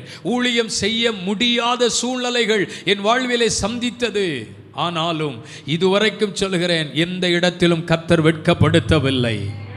ஹல்லேலூயா. நான் ஊழியம் ஆரம்பித்த பொழுது ஒருவர் சொன்னார், இன்னும் 40 நாளிலே இந்த ஊழியத்தை போட்டுட்டு நீ ஓடியே போயிடுவ பார் அப்படின்னு எனக்கு ஒரு சவால். அவன் 40 நாள் டைம் சொல்லியிருக்கிறான். 40 நாளில் ஊரை காலி பண்ணி நீ ஓடுறியா இல்லையான்னு பார்ப்போம் அப்படின்னு சொல்லியிருக்கிறான். நான் சொல்கிறேன், கர்த்தர் என்னை அழைத்தது உண்மையானால், ஆண்டவர் இந்த இடத்துல எனக்கு ஊழியத்தை கொடுத்தது உண்மையானால், நீ போறியா இல்லை நான் போகிறேன்னான்னு பார்த்துருவோம் அப்படின்னு சொல்லி அந்த சவாலின் நடுவிலே ஜெபிக்க ஆரம்பித்தோம். துவண்டு போகவில்லை. கம்ப்ளைண்ட் கொடுத்தாங்க. அருமையானவர்களே, எழுதி வாங்கினார்கள். இனிமேல் இந்த ஊழியம் நடக்கக்கூடாது என்று சொன்னார்கள். இவ்வளவோ பிரச்சனைகளை சந்திக்க ஆரம்பித்தோம். 40 நாட்களில் உபவாசித்து ஜெபித்து கொண்டிருக்கிறோம். ஊழியம் செய்ய முடியாத பிரச்சனைகள். 39வது நாள் இரவு திடீரென்று அவருடைய வீட்டிற்கு முன்பதாக ஒரு லாரி வந்து நிற்கிறது. இரவு 12 மணிக்கு. அவன் எனக்கு 40 நாள் கெடு கொடுத்துருக்கிறான். 39வது நாள் இரவு அவன் வீட்டில் இருக்கிற பொருட்களை எல்லாம் லாரியில ஏற்றுகிறான். ராத்திரி நடுராத்திரியிலே யாருக்கும் தெரியக்கூடாது என்று இரவு 12 மணிக்கு அந்த பொருட்களை எல்லாம் ஏற்றி அவனும் அந்த லாரியிலே ஏறி ஊரை காலி செய்து சொந்த வீட்டை விட்டு போனவர் தான். இன்னைக்கு வரைக்கும் அந்த ஆள் வரவே இல்லை.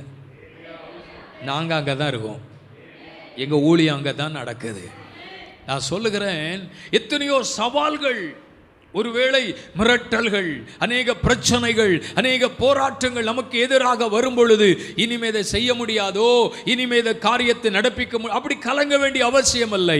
கர்த்தர் நம் பட்சத்தில் இருக்கிறார். ஒரு கிதியோனை பார்த்து சொன்னார், உன்னை அனுப்புகிறது நான் அல்லவா, உன்கிட்ட இருக்கிற பலத்தோட போ, நீ முறியடிப்பாய், நீ ஜெயம் எடுப்பாய். உங்களுக்குள்ள இருக்கிற பலன் சந்திக்கிற பலன். எல்லாரும் மீண்டும் சொல்லுவோம். சொல்லுங்கம்மா, நீங்கெல்லாம் சொல்லுங்க.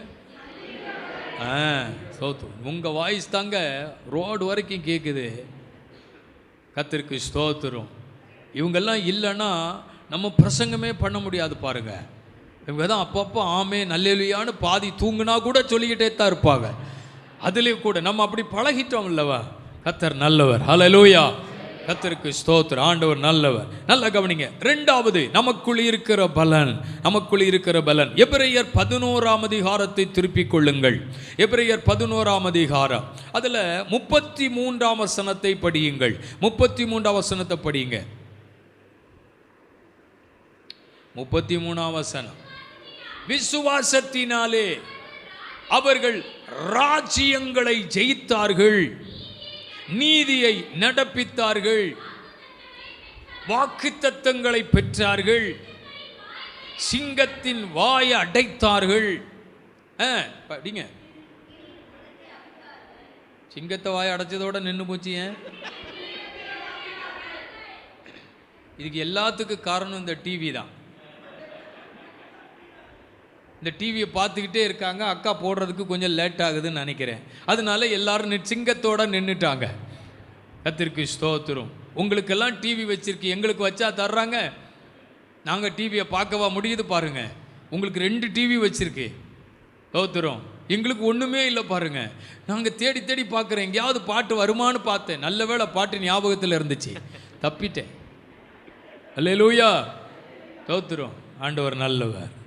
இங்கே படிக்கிறோம், பலவீனத்தில் பலன் கொண்டார்கள், சாக கிடந்தவர்களை உயிரோடு எழுப்பினார்கள், ராஜ்யங்களை ஜெயித்தார்கள் அப்படின்னு ஒரு பெரிய பட்டியலே சொல்லப்படுகிறது. கவனிங்க, விசுவாசத்தினாலே அப்படின்னு எழுதி ஒரு பெரிய பட்டியலே கொடுக்கப்படுகிறது. இதில் நான் சொல்ல விரும்புகிற காரியம் தெரியுமா? உங்களுக்குள்ள இருக்கிற பலன் சந்திக்கிற பலன் மட்டும் அல்ல, அது சாதிக்கிற பலன். எல்லாரும் நல்ல ஒரு அல்லையிலே சொல்லி இருந்திருக்கலாம். சரி, என்னமா சொல்லுவீங்க? கவனிங்க, என்ன பலனா? ஏன்னா இதில் எழுதப்பட்டிருக்கிற பட்டியல் சாதனையாளர்களின் பட்டியல். இதில் எழுதியிருக்கிறத பாருங்க. இவங்கெல்லாம் சாதிச்சிருக்கிறாங்க, நிறைய சாதிச்சிருக்கிறாங்க. அப்போஸ்தலர்கள் அநேக விஷயங்களை சாதித்திருக்கிறார்கள். கடந்த கால பரிசுத்தவான்கள் அநேக விஷயங்களை சாதித்திருக்கிறார்கள். நான் சொல்லுகிறேன், பரிசுத்த ஆவியினுடைய பலன், தேவன் நமக்கு தந்திருக்கிற தேவ பலன் இந்த உலகத்தில் சந்திக்க வைக்கிறது மட்டுமல்ல, அது சாதிக்கவும் வைக்கும். அல்லேலூயா. நீங்களும் நானும் ஒரு சாதனையாளராய் மாற வேண்டும் என்று கர்த்தர் விரும்புகிறார். என்ன சாதித்தார்கள் பாருங்கள், என்ன சாதிச்சிருக்கிறாங்க பாருங்க. நான் சொல்லுகிறேன், அப்போஸ்தலர் காலங்களில் நடந்த அற்புதங்களை பாருங்கள், கடந்த காலங்களில் ஆண்டவர் செய்த கிரியைகளை பாருங்கள். இன்னைக்கு நம்ம என்ன சாதிச்சிட்டோம்? ஆண்டவருக்காக நம்ம என்ன சாதிச்சிட்டோம் யோசித்து பாருங்களேன்.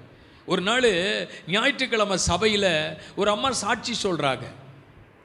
சபையில் சாட்சி சொல்கிற ஒரு டைம் இருக்குது. உங்கள் சபையில் இருக்குதோ இல்லையோ எனக்கு தெரியாது. சில சபைகளில் கொடுத்துருக்காங்க, முன்னால் இருக்கும். இப்போ நிறைய சபைகளில் சாட்சி சொல்கிற அந்த நேரம் எல்லாம் இப்பொழுது கொடுக்கப்படுவதில்லை. ஏன்னா நல்ல சாட்சியெல்லாம் சொல்கிறதில்ல. அதனால இப்போ பாஸ்டர்மார் என்ன செய்கிறதில்ல, அவங்க சாட்சி உன் கூட இருக்கட்டும், பிரசங்கம் பண்ணிடுவோம் அப்படின்னு பிரசங்கம் பண்ணுறாங்க.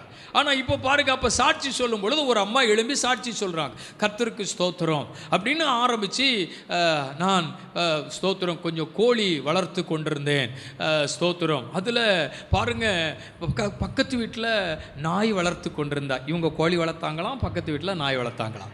சரி, சாட்சி. அப்போது ஒரு நாள் அந்த பக்கத்து வீட்டில் உள்ள நாய் இவங்க காம்பவுண்டுக்குள்ளே வந்து ஒரு கோழியை பிடிச்சிட்டு போயிட்டா. இவங்க கண்ணீரோட ஜெபம் பண்ணாங்களாம், பாரத்தோடு ஜெபம் பண்ணாங்களாம். ஆண்டவரே, பக்கத்து வீட்டு நாய் எங்கள் வீட்டு கோழியை பிடிச்சிட்டு போயிட்டேன்னு ஜெபம் பண்ணும் பொழுது, அடுத்த நாள் இவங்க வீட்டு நாய் அவங்க வீட்டு கோழியை ஒன்று பிடிச்சிட்டு வந்துட்டான். இதை சபையில் சாட்சியாய் சொல்லும் பொழுது ஜனங்கள் எல்லாரும் பிரைஸ் தி லார்ட் ஆமென் நாங்களாம். நம்ம என்ன சாதிச்சிருக்கிறோம்? நம்ம நாய் கோழியை பிடிச்சது தான் சாதனையாக சொல்கிறோம். நம்ம என்ன சாதிச்சிட்டோம் யோசித்து பாருங்கள். நான் ரட்சிக்கப்பட்டு 10 வருஷம் ஆயிட்டு, நான் ரட்சிக்கப்பட்டு 20 வருஷம் ஆயிடுச்சு, நான் ரட்சிக்கப்பட்டு 30 வருஷம் ஆச்சு. அந்த காலத்திலேயே நான் கடைசி சேரில் அப்படியே நான் உட்கார்ந்துருப்பேன். அந்த காலத்தில் இருந்தே கடைசி சேர் தான். நீ சாதிச்சது அந்த சேர் உடையிற வரைக்கும் உட்கார்ந்துருக்க. வேற என்ன நடந்திருக்கிறது? நம்ம என்ன சாதிச்சிட்டோம்? ஆண்டவருக்காக நம்ம என்ன சாதித்தோம்? நம்ம ஆண்டவருக்காக என்ன செஞ்சிட்டோம்? இன்னைக்கு நிறைய பேர் என்னமோ சாதித்தது போல நினைத்து கொண்டிருக்கிறார்கள். கர்த்தருக்கு ஸ்தோத்திரம். மனிதர்களுடைய சாதனைகளை யோசித்து பாருங்கள் அருமையானவர்களே. என்ன சாதிச்சிட்டோம்? ஒரு பாட்டு போட்டுட்டோம்னா, ஒரு பாட்டு அதை யூடியூப்பில் போட்டுட்டான்னா, ஐயோ ஐயோ அவன் என்ன மாதிரி நினைக்கிறான், ஏதோ ஒரு பெரிய சாதனை அவன் படைச்ச மாதிரியே நினைக்கிறான். பாருங்க, பாட்டு போடுறதெல்லாம் ஒரு பெரிய சாதனை கிடையாது. கர்த்தருக்கு ஸ்தோத்திரம். அப்போ இப்போ ட்ரெண்டிங்காக போய்கிட்டே இருக்கு, கர்த்தரையே பாடு சக்கரையே வராது. என்ன நினைக்கிறாங்க தெரியுமா? இது ஒரு பெரிய சாதனையா? நான் சொல்கிறேன், சக்கரையை சாப்பிடாத சக்கரை வராது. என்ன ஒரு மாதிரியாக பார்க்குறீங்க? அவர் உங்கள் சொந்தக்காரரா? அப்புறம் என்ன ஒரு மாதிரியாக பார்க்குறீங்க? நம்ம என்ன சாதிச்சிட்டோம்? ஒரு பாட்டு போட்டு அதுக்கு ஒரு லைக் வந்தால், நான் 125 பாட்டு எழுதியிருக்கேன். ஒரு பாட்டாவது உங்களுக்கு தெரியுமா? தெரியாது. பார்த்தா தானே தெரியும். தெரியாது. நாங்கள் அப்படிலாம் ட்ரெண்டிங் ஆகலை. கர்த்தருக்கு ஸ்தோத்திரம். 125 பாட்டு யூடியூப்பில் இருக்குது. ஆசீர்வாத டிவியில் என்னுடைய பாட்டு வருது, பல சேனல்களில் வருது. உங்களுக்கு தெரிய மாட்டாங்க. கனடாவுக்கு போனேன்.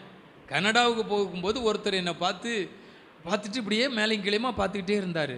நீங்கள் அந்த எப்படிப்பா நன்றி சொல்லுவேன் அந்த பாட்டு நீங்கள் ஐயா நான் தான் ஐயா சொல்லுங்க. அல்லேலூயா சொல்லுங்க பார்க்கலாம். அவர் ஒரு ஹோட்டல் வச்சுருக்கிறார். அந்த ஹோட்டலுக்கு கூட்டிகிட்டு போய் கிச்சனில் கூட்டிகிட்டு போயிட்டார்.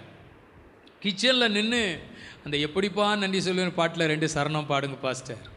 கர்த்தருக்கு ஸ்தோத்திரம். உள்ளே போய் நின்று அந்த கிச்சனுக்குள்ளே நின்று அந்த பாட்டை பாடி ஒரு ஜெபம் பண்ணிட்டு வந்து அவர் ரொம்ப சந்தோஷப்பட்டார். நான் யோசித்து பார்க்கல. ஏன்னா பல நேரங்களில் பல சூழ்நிலைகளில் என்னை தேற்றின என் வாழ்க்கையில் நன்மைகளை கொண்டு வந்த அநேக பாடல்கள் நான் பல நேரங்களில் உங்களுடைய பாடல்களில் ஆசீர்வதிக்கப்பட்டிருக்கிறேன்னு சொல்லியிருக்கிறாரு. நான் சொல்லுகிறேன், 125 பாட்டு பாடியிருக்கேங்க. எங்கேயுமே நான் எதையும் சொல்லுவதில்லை, நான் அதை குறித்து பேசுவதும் இல்லை. நான் சொல்கிறேன், நம்ம அதை சாதனை என்று சொல்ல முடியாது. நமக்குள்ள ஒரு கிருபை, நமக்குள்ள ஒரு டேலண்ட் கர்த்தர் கொடுக்கிறாரு. நம்ம எழுதுறோம், பாடுறோம், ஜனங்கள் ஆசீர்வதிக்கப்படுறாங்க, அவ்வளவுதான். இத்தனை பாட்டு போட்டது ஒரு பெரிய சாதனையா? இல்லை. தேவனுக்காக நம்முடைய ஊழியத்தில் நாம் என்ன சாதித்து விட்டோம், என்ன சாதித்திருக்கிறோம், எதை சாதனையா நினைக்கிறோம்? ஒரு ஆலயத்தை கட்டிவிட்டால் பெரிய சாதனையாய் நினைக்கிறோம். ஒரு பெரிய கூட்டத்தை கூட்டிவிட்டால் ஒரு பெரிய சாதனையாய் நினைக்கிறோம். நாம் தேவனுக்காக சாதித்தது என்ன? 120 பேர் மேல் வீட்டு அறையிலே கூடியிருந்த பொழுது பரிசுத்த ஆவியானவர் ஊற்றப்படுகிறார். தேவ ஆவியின் வல்லமை அந்த மேல் வீட்டு அறையிலே இறங்குகிறது. ஆவியின் வல்லமையினால் ஜனங்கள் நிரப்பப்படுகிறார்கள். கவனிங்கள், வெளியில ஒரு சத்தம், இது என்னமாய் முடியுமோ அப்படின்னு கொஞ்சம் பேர் வெளியில பேசிக்கிட்டு இருக்கா. அவன் சொல்றான், இவங்களெல்லாம் பார்த்தா மதுபான வெறி கொண்டவர்களை போல இவர்கள் ஏதோ பேசிக் கொண்டிருக்கிறார்கள். அவனுக்கு தெரியுது பாருங்க, என்னமோ பேசிக் கொண்டிருக்கிறார்கள், என்னமாய் முடியுமோ தெரியலையே அப்படின்னு ஒரு கலகம் வெளியில இருக்கு. வேதம் சொல்லுகிறது, பேதுரு எழுந்து நின்று பிரசங்கம் பண்றாரு. நீங்கள் நினைக்கிறபடி வெறி கொண்டவர் அல்ல, யோவேல் தீர்க்கதரிசினால் உரைக்கப்பட்ட வார்த்தை நிறைவேறுகிறது அப்படின்னு பிரசங்கம் ஆரம்பிச்சார் பாருங்க. ஒரே பிரசங்கத்தில் 3000 காலி. என்ன ஆமென்? 3000 பேர் ரட்சிக்கப்பட்டார்கள். அது சாதனை. ஒரு பிரசங்கத்தில் 3000 பேர் ரட்சிக்கப்பட்டாங்க, அது சாதனை. நம்முடைய ஊழியத்திலே, நம்முடைய வாழ்க்கையில யோசித்து பாருங்கள், ஆண்டவருக்காக நாம் என்ன சாதித்து விட்டோம். இன்னும் கொஞ்ச காலம்தான் இந்த உலகத்தில். எதையாவது சாதிக்கணும், கர்த்தர்ட்ட கேளுங்க, அதுக்கு ஒரு பலனை எனக்கு தாரும், அதற்கு ஒரு பலனை எனக்கு சாதிக்க பலன் தாரும் ஆண்டவரே. நம்ம என்ன சாதிச்சிட்டோம், நம்ம என்ன நினைக்கிறோம் இன்றைக்கு? அருமையானவர்களே, என்ன நினைக்கிறோம், என்ன யோசிக்கிறோம்? பிரசங்கம் பண்ண இடம் தர மாட்டேங்கிறாங்க, பாட்டு பாடுறதுக்கு இடம் தர மாட்டேங்கிறாங்க, பாஸ்டர் மைக்கே கொடுக்க மாட்டேங்கிறார். தோத்திரம் அவரே வச்சுக்கிட்டார் மைக்கை, தோத்திரம் தரவே மாட்டேங்கிறாரு. எப்போ பார்த்தாலும் எல்லா பாட்டும் அவர் தான் பாடுறார். எனக்கு ஒரு பாட்டு மட்டும் கொடுத்துருந்தா அப்படி பண்ணிடுவேன், எனக்கு மட்டும் ஒரு பிரசங்கத்துக்கு இடம் கொடுத்துட்டா ஐயோ நான் அப்படி பிரசங்கம் பண்ணிடுவேன். பாருங்க, தெரிஞ்சோ தெரியாமலோ கையில் ஒரு மைக்கை கொடுத்து, சரி ஒரு 10 நிமிஷம் பேசுங்கன்னு சொல்லுங்க, ஆமேன் அல்லேலூயா, ஆமேன் அல்லேலூயா, ஆமேன் அல்லேலூயா. அதுக்கப்புறம் ஒரு வார்த்தை கூட வராது. இத்துடன் என் வார்த்தையை முடிக்கிறேன். அவர் சொன்னது எதுவாக இருக்கும்? ஆமேனும் அல்லேலூயாவாக தான் இருக்கும். அதுக்கப்புறம் ஒன்றுமே வராது. கேட்டால் சொல்லுவார், அது மைக்கை பிடிச்ச உடனே கைகாலம் ஆட ஆரம்பிச்சிட்டு, தெரியுதில்ல உனக்கு, தெரியுதில்ல, தோத்துரும் அல்லேலூயா. இன்னைக்கு எல்லாருக்கும் பிரசங்கம் பண்ணணும். இன்னைக்கு மைக்கு மட்டும் கொடுத்தாச்சுன்னா இன்னைக்கு சபையில் ஐயோ ஜனங்கள் என்ன எதிர்பார்த்து, அதுதான் ஒரு பெரிய சாதனையாக நினைக்கிறாங்க. கர்த்தருக்கு ஸ்தோத்திரம். நாம் ஆண்டவருக்காக எத்தனை ஆத்துமாக்களை ஆதாயம் பண்ணி இருக்கிறோம். வேதம் சொல்லுகிறது, சாக கிடந்தவர்களை உயிரோடு எழுப்பினார்கள், அது சாதனை. வியாதியஸ்தர்களை குணமாக்கி இருக்கிறார்கள். அது சாதனை. போங்க, ஆஸ்பத்திரி ஊழியத்துக்கு போங்க, வியாதியஸ்தர்களை பார்த்து ஜெபம் பண்ணுங்க, அவர்களை சுகமாக்குங்க, ஆத்துமாக்களை ஆதாயம் பண்ணுங்க, இயேசு நல்லவர்னு சொல்லுங்க, இயேசு அற்புதங்களை செய்கிறவன் சொல்லுங்க, அவர்களை அப்படி ஆதாயப்படுத்துங்க. ஆமென் சொல்லுங்க பார்க்கலாம். அப்போஸ்தலர் 3ஆம் அதிகாரம். பேதுரும் யோவானும் தேவாலயத்திற்கு போது அங்க ஒரு சாதனை நடக்கு. சாதிச்சிருவியே நினைக்கிறேன், நான் சொல்லாமலே வாசிக்கிறீல்ல, இனிமே சாதிச்சிருவிய. ஆமென் சொல்லுங்க பார்க்கலாம். இப்ப படிங்க பார்க்கலாம். அதானே பேதுரும் யோவானும் ரொம்ப சந்தோஷப்படுவாங்க சிஸ்டர் நீங்க வாசிக்கிறத பார்த்து. பேதுரும் யோவானும்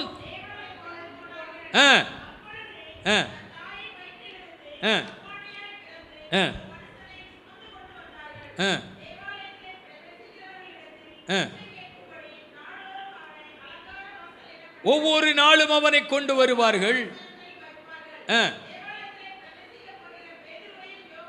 பேதுருவையும் யோவானையும் அவன் கண்டு நிறுத்துங்க, அதோட போதும். உற்று பார்த்து, யார உற்று பார்க்கிறான்? பேதுரும் யோவானும் வியாதியஸ்தனை உற்று பார்த்து. நான் சொல்கிறேன், நம்ம பல நேரங்களில் யாரை பார்க்கிறோம் தெரியுமா? சபைக்கு உள்ளே இருக்கிறவர்களை பார்க்கிறோம். நான் சொல்கிறேன், இனி சபைக்கு வெளியே இருக்கிறவர்களை பார்க்க வேண்டும். சபைக்கு வெளியே ஒருவன் தேவையோடு இருக்கிறான். சபைக்கு வெளியே ஒருவன் தேவையோடு காத்திருக்கிறான். ஏதாயிலும் கிடைக்காதா, ஏதாயிலும் வராதா, ஏதாயிலும் கொடுக்க மாட்டார்களா? இன்னைக்கு சர்ச்சுக்கு வெளியே நிறைய பேர் எனக்காக யாராவது ஜெபிக்க மாட்டார்களா, எனக்கு யாராகிலும் உதவி செய்ய மாட்டார்களா, என் வாழ்க்கையில் ஒரு அற்புதத்திற்கான ஒரு வழியை சொல்லிக் கொடுக்க மாட்டார்களா, விடுதலைக்கான ஒரு வாசலை ஒரு வழியை சொல்லிக் கொடுக்க மாட்டார்களா என்று வெளியிலே ஜனங்கள் தேங்கி கொண்டிருக்கிறார்கள். அதற்காக ஏங்குகிறார்கள். நம்ம எப்பவுமே உள்ள இருக்கிறவங்களை உற்று பார்க்கிறோம். நான் சொல்கிறேன், பேதுரும் யோவானும் தேவாலயத்தின் வாசற்படியில் இருக்கிறவனை உற்று பார்த்து. அல்லேலூயா. இன்னைக்கு நம்ம பார்வை மாறணும், பார்வை மாறணும். நம்ம எப்பவுமே உள்ள இருக்கிறவங்களையே விசாரிச்சுக்கிட்டே இருக்கோம். அக்கா நல்லா இருக்கீங்களா, எப்படி இருக்கீங்க, நல்லா இருக்கீங்களா, எப்படி இருக்கீங்க, இங்கேயே விசாரித்து விசாரித்து விசாரித்து இப்படியே வாழ்ந்துட்டோம். நான் சொல்கிறேன், வெளியில் தேவை உள்ளவர்கள் அநேகர் இருக்கிறார்கள். அவர்களை பார்த்து நான் உனக்கு என்ன செய்ய வேண்டும்? அவன் தேவைகளை எதிர்பார்த்து கொண்டிருக்கும் போது சொல்லுகிறான், உனக்கு கொடுப்பதற்கு என்னிடத்தில் ஒன்றுமில்லை, ஆனால் என்னிடத்தில் உள்ளதை உனக்கு தருகிறேன். என்னிடத்தில் இருக்கிறத உனக்கு தருகிறேன்.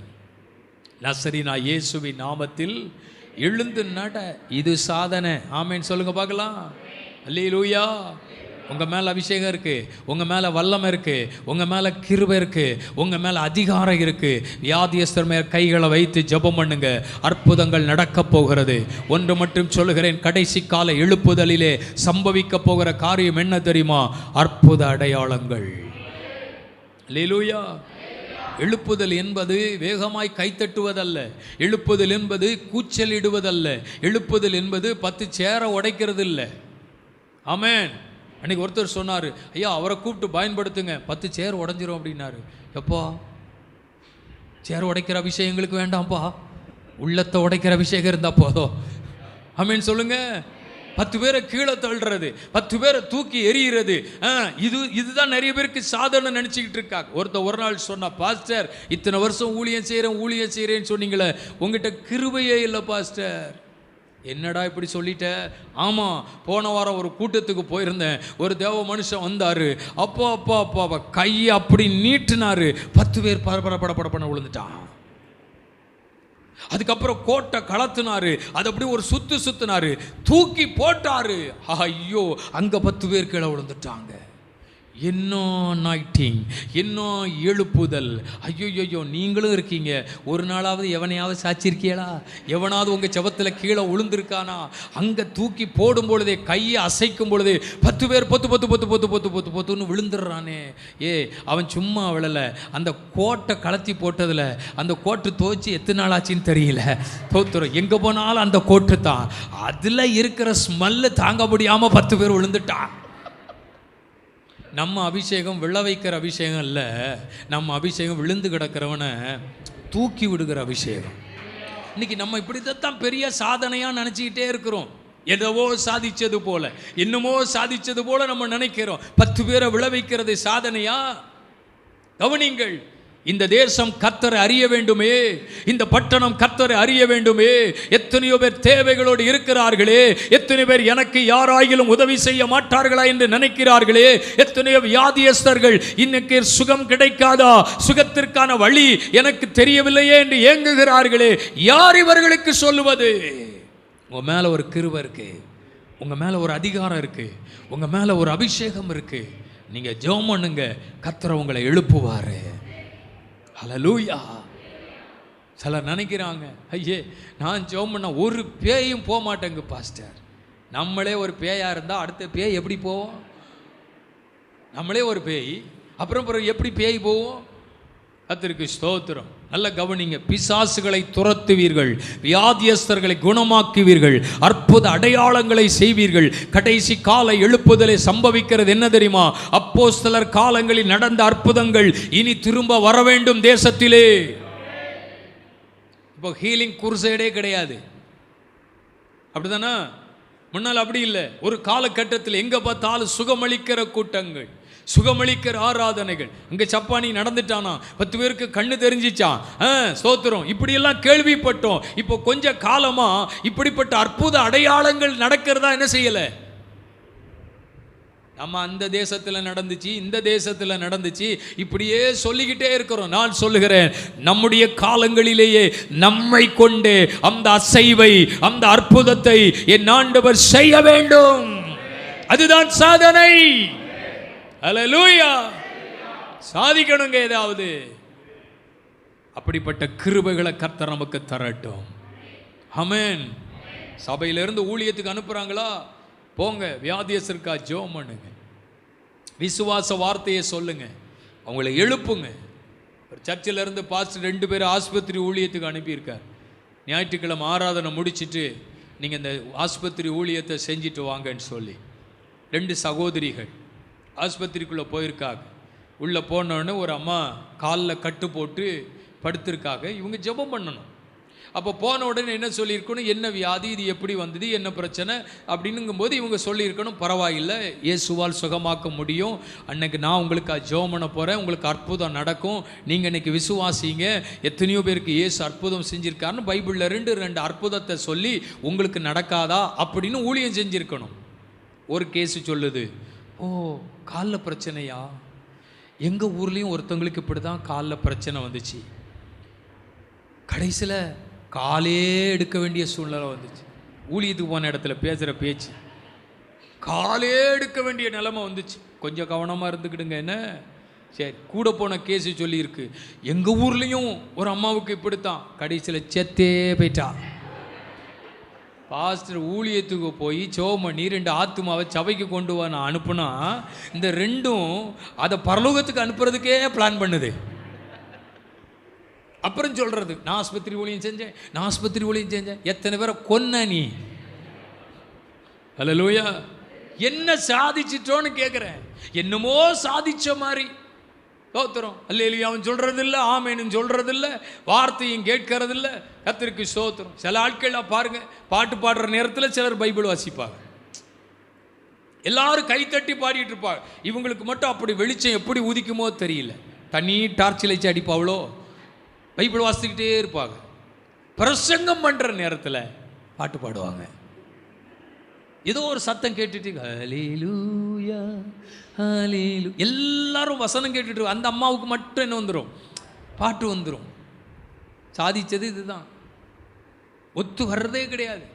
அவர் ஒன்று சொன்னால் இவர் ஒன்று சொல்கிறார். நான் சொல்லுகிறேன், நம்ம என்ன சாதித்திருக்கிறோம்? இன்னைக்கு ஆவியானவர் சொல்கிறாரு, உங்களை கொண்டு இந்த பகுதியிலே ஒரு அசைவை ஏற்படுத்த விரும்புகிறார். ஹல்லேலூயா! அசைவை ஏற்படுத்த விரும்புகிறார் ஆண்டவர். ஆண்டவரே, எங்கள் சபை சாதிக்க வேண்டும். நாங்கள் ஏதாகிலும் ஒன்றை கர்த்தருக்காக நாங்கள் செய்ய வேண்டும். ஆமென். அப்போஸ்தலர் 8ஆம் அதிகாரம், மாயவித்தைக்காரன் பிடியில் இருக்கிறவர்கள் அவன் செய்கிற கிரியைகளை பார்த்து ஆச்சரியப்பட்டு, இப்படிப்பட்ட காரியங்கள் எல்லாம் நடக்கிறதா அப்படின்னு சொல்லி அந்த மந்திரி, அந்த ஸ்தோத்திரம் அருமையா, அந்த மனுஷன் தன் பக்கமாய் ஜனங்களை அவன் இழுத்து வைத்திருக்கிறான். தேவனுடைய மனுஷன் போறாரு, அற்புத அடையாளங்களை செய்கிறாரு. அவன் பிடியில் இருக்கிற எல்லா ஜனத்தையும் இயேசு பக்கமாய் அவன் திருப்பினான். மந்திரவாதியினுடைய பிடியில, பில்லி சூனியம் செய்கிறவருடைய பிடியில, உலகத்தினுடைய பிடியில இருக்கிறவர்களை இயேசு பக்கமாய் திருப்பினான். அப்போஸ்தலர் காலங்களிலே நடந்தது எல்லாமே சாதனைத்தான். ஆமென். இனிமே அப்படிதான் ஒரு ரிவைவல் வரணும், அப்படிதான் ஒரு அசைவு உண்டாகணும். ஆமென் சொல்லுங்களேன். நீங்கள் ஒருவேளை அசையாமல் இருக்கலாம், ஆனால் உங்களுக்குள்ள ஒரு அசைவு வரும். கர்த்தர் ஒரு பலனை கொடுக்க போகிறாரு. உன் மேலே ஒரு தேவ வல்லமை ஊற்றப்பட போகிறது. நீங்கள் நினைக்கிறீங்க, என்கிட்ட கிருபை இல்லை, என்கிட்ட வரம் இல்லை, என்கிட்ட ஒன்றுமே இல்லை, ஆண்டவரே என்னை தாழ்த்துகிறேன், தரை மட்டும் தாழ்த்து, நான் ஒரு புழு, நான் ஒரு பூச்சி. எத்தனை வருஷமாக பூச்சியாகவே இருப்பேன், எத்தனை வருஷமாக புழுவாகவே இருப்பேன். இப்படியே வருஷக்கணக்காக வந்து முழங்கால் போட்டு நான் ஒரு பூச்சி, நான் ஒரு புழு. இன்னும் சிலர் சொல்கிறேன், நான் ஒரு தூசி, நான் ஒரு தூசி. ஆண்டவர் சொல்ல, தூசியை உதறி விட்டு எழுந்துருங்காரு. உதறி தான் போட்டுட்டு போனோம். எத்தனை வருஷமாக தூசி, புழு, பூச்சி இப்படியே சொல்லிக்கிட்டே இருப்பீங்க. இன்னைக்கு சொல்லுங்க, நான் சாதிக்க கர்த்தரை அழைத்திருக்கிறேன். ஹல்லேலூயா! சாக கிடந்தவர்களை உயிரோடு எழுப்பினார்கள், ராஜ்யங்களை ஜெயித்தார்கள். இப்படிப்பட்ட காரியங்களை செய்வதற்குத்தான் கர்த்தர் நம்மளை இந்த ஜெபங்களில் ஆயத்தப்படுத்தி கொண்டே இருக்கிறார். அல்லேலூயா! கர்த்தருக்கு ஸ்தோத்திரம். ஆண்டவர் நல்லவர். நீங்கள் பிசாசுகளை துரத்துவீர்கள், வியாதியஸ்தர்களை குணமாக்குவீர்கள், அற்புதங்களை செய்வீர்கள். நம்ம சபையில் அது நடக்கணுங்க, சபையில் நடக்கணும். ஆராதனை நடக்கும்போதே அற்புதங்கள் நடக்கணும். ஆராதனைக்கு உள்ள வரும்பொழுதே அற்புதங்கள் நடக்கணும். ஆமென் சொல்லுங்க பார்க்கலாம். அல்லேலூயா! கர்த்தருக்கு ஸ்தோத்திரம். தேவனை ஆராதித்து கொண்டிருக்கும் போது அதற்கென்று ஒரு ஸ்பெஷல் மீட்டிங் இல்லை. ஜெபம் பண்ணி தேவனை ஆராதித்து கொண்டிருக்கும் பொழுது ஆராதனை நடுவிலே சுகமளிக்கிற வல்லமை வெளிப்பட வேண்டும். பிரசங்கம் பண்ணி கொண்டிருக்கும் போது தேவன் தம்முடைய வார்த்தைகளை அனுப்பி அவர்களை குணமாக்கினார் அப்படின்னு எழுதியிருக்கிறது. அப்படிப்பட்ட வல்லமையான கிரியைகள் சபைகளுக்குள்ளே நடக்க வேண்டும். இனி அப்படிப்பட்ட அசைவுகள் உண்டாக வேண்டும், அப்படிப்பட்ட கிரியைகள் நடக்க வேண்டும். அல்லேலூயா! எத்தனை பேர், எத்தனை ஊழியர்கள் இன்றைக்கு வாழ்க்கையில் பாருங்க. என்கிட்ட ஒருத்தர் சொன்னார், ஒரு ஊழியரை அறிமுகப்படுத்தி சொன்னார், பாஸ்டர் ஒரு ஊழியக்காரர் இருக்கிறாரு, ரொம்ப விசேஷித்த கிருபை பெற்ற மனுஷன், உங்கள் சர்ச்சுக்கு வந்தார்னா ஒரு விசேஷமாக இருக்கும். என்ன விசேஷம் என்று கேட்டேன். அவர் சொன்னார், நம்ம ஊழியத்துக்கு விரோதமாக நம்ம சர்ச்சில் தகடு இருந்துச்சுன்னா கரெக்டாக கண்டுபிடிச்சி எடுத்துருவார். அவருக்கு ஊழியமே தகடு எடுக்கிற ஊழியம். இப்படி கொஞ்சம் பேர் தெரியாம பாருங்க, ஒருத்தன் வைக்கான் ஒருத்தன் எடுக்கான், ஒருத்தன் வைக்கான் ஒருத்தன் எடுக்கான், இப்படி கொஞ்சம் பேர் இருக்காங்க. அவர் சொன்னார், உங்கள் சர்ச்சில் தகடு இருக்குமானா அவர் கண்டிப்பாக எடுத்துருவார். நான் சொன்னேன், எங்கள் சர்ச்சு முழுவதும் தகடு தான், சீட்டு தான் போட்டிருக்கோம், அந்த ஆள் வந்து எண்ணம் எடுக்க வேண்டாம். இல்லையா சொல்லுங்க பார்க்கல. பெரிய சாதனை, ஏதோ தகடு எடுக்கிறோம், மந்திரவாதம் எடுக்கிறோம். நான் சொல்லுகிறேன், உனக்கு விரோதமாய் உருவாக்கப்படும் எந்த ஆயுதமும் வாய்க்காதே போகும். ஹல்லேலூயா! இன்னும் அப்படிப்பட்ட ஆட்கள்லாம் நமக்கு தேவையில்லைங்க. அப்படிப்பட்ட ஆட்கள்லாம் தேவையில்லைங்க. வைக்கிற ஆளும் தேவையில்லை, எடுக்கிற ஆளும் தேவையில்லை. ஆண்டவருக்காக எதையாயிலும் ஒன்றை, தேசத்தில் ஒரு பெரிய அசைவை, ஹல்லேலூயா, நம்மளை கொண்டு கர்த்தர் இந்நாட்களில் செய்வதற்கு ஆண்டவருடைய கரங்களில் ஒப்பு கொடுப்போம். ஆண்டவரே, இத்தனை வருஷம் நான் ரட்சிக்கப்பட்டு இத்தனை ஆண்டுகள் ஆகியும் எதையும் நான் ஆண்டவருக்காக நான் செய்யலையே. ஐயோ, நான் வருகிறேன், நான் வருகிறேன் போகிறேன், இப்படி தான் என் வாழ்க்கை இருக்கிறது. இல்லை இல்லை, உனக்குள்ளே இருக்கிற ஒரு தேவ பலன் உன்னை கொண்டு தேசத்தில் எதையோ ஒன்றை சாதிக்க வைக்க போகிறது. அல்லேலூயா, கர்த்தருக்கு ஸ்தோத்திரம். சாதனையாளர்களாக ஆவியானவர் மாற்ற விரும்புகிறார். மூன்றாவது, பிலிப்பியர் 4ஆம் அதிகாரம் 13ஆம் வசனம். பிலிப்பியர் 4:13 வாசியுங்கள்.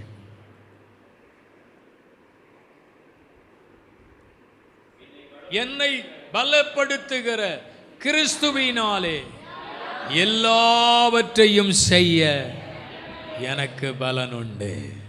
ஹல்லேலூயா. நமக்குள் இருக்கும் பலன் சந்திக்கும் பலன், நமக்குள் இருக்கும் பலன் சாதிக்கும் பலன், நமக்குள் இருக்கும் பலன் எல்லாவற்றையும் செய்ய வைக்கும் பலன், செய்ய வைக்கும் பலன். ஹல்லேலூயா. எபேசியர் 6ஆம் அதிகாரத்தில் வாசிக்கிறோம், வான மண்டலத்தில் உள்ள பொல்லாத ஆவிகளின் சேனைகளோடு நமக்கு போராட்டம் உண்டு. ஆகையால் தீங்கு நாளில் அவைகளை எதிர்க்கவும் சகலத்தையும் செய்து முடித்தவர்களாய் நிற்கவும் திராணி உள்ளவர்களாகும்படிக்கு தேவனுடைய சர்வாயுத வர்க்கத்தை சகலத்தையும் செய்து முடித்தவர்களாய். நமக்கு போராட்டம் இருக்கு, கிறிஸ்தவ வாழ்க்கையில் போராட்டம் இருக்கு, ஆவிக்குரிய வாழ்க்கையில் போராட்டம் இருக்கிறது. இயேசு சொன்னார், உலகத்தில் உங்களுக்கு உபத்திரம் உண்டு, ஆனாலும் திடன் கொள்ளுங்கள், நான் உலகத்தை ஜெயித்தேன். நமக்கு பிரச்சனை இருக்கு, போராட்டம் இருக்கு. உலக மனுஷனுக்கும் போராட்டம் இருக்கு. அவனுக்கு மேற்கொள்ளக்கூடிய அதிகாரம் இல்லை, ஆனால் நம்ம மிதித்து போகக்கூடிய அதிகாரத்தை கர்த்தர் கொடுத்திருக்கிறார். தாண்டி போகக்கூடிய பலனை கர்த்தர் கொடுத்திருக்கிறார். செய்ய பலன். அல்லேலூயா. ஆண்டவருக்காக செய்யணும். என்னை பலப்படுத்துகிற கிறிஸ்துவினாலே எல்லாவற்றையும் செய்ய எனக்கு பலன் உண்டு. நம்ம என்ன செய்யணும்? நம்ம என்ன செய்து கொண்டிருக்கிறோம்? ஆண்டவருக்காக நாம் என்ன செய்ய வேண்டும்? ஆண்டவரிடத்தில் கேளுங்க, நான் என்ன செய்ய வேண்டும் என்பதை எனக்கு சொல்லித்தாரும் ஆண்டவரே. நான் செய்ய வேண்டியதை எனக்கு கற்றுத்தாரும் ஆண்டவரே. கர்த்தர் என்ன சொல்றாரோ அதை செய்யுங்க. ஆண்டவர் சொல்லாத ஒன்றை செய்ய பிரயாசப்படாதிருங்கள். ஆண்டவர் சொல்லாத ஒன்றை செய்யணும்னு நினைக்காதீங்க. ஆண்டவர் எதை செய்யணும்னு சொல்றாரோ அதை செய்ய முயற்சி பண்ணுங்க. அதை கர்த்தர் வாய்க்க பண்ணுவார். சுவிசேஷ ஊழியம் செய்ய சொல்றாரா? சுவிசேஷ ஊழியம் செய்யுங்க. ஏன்னா சுவிசேஷ ஊழியத்திலேயே பெரிய அறுவடை இருக்கிறது.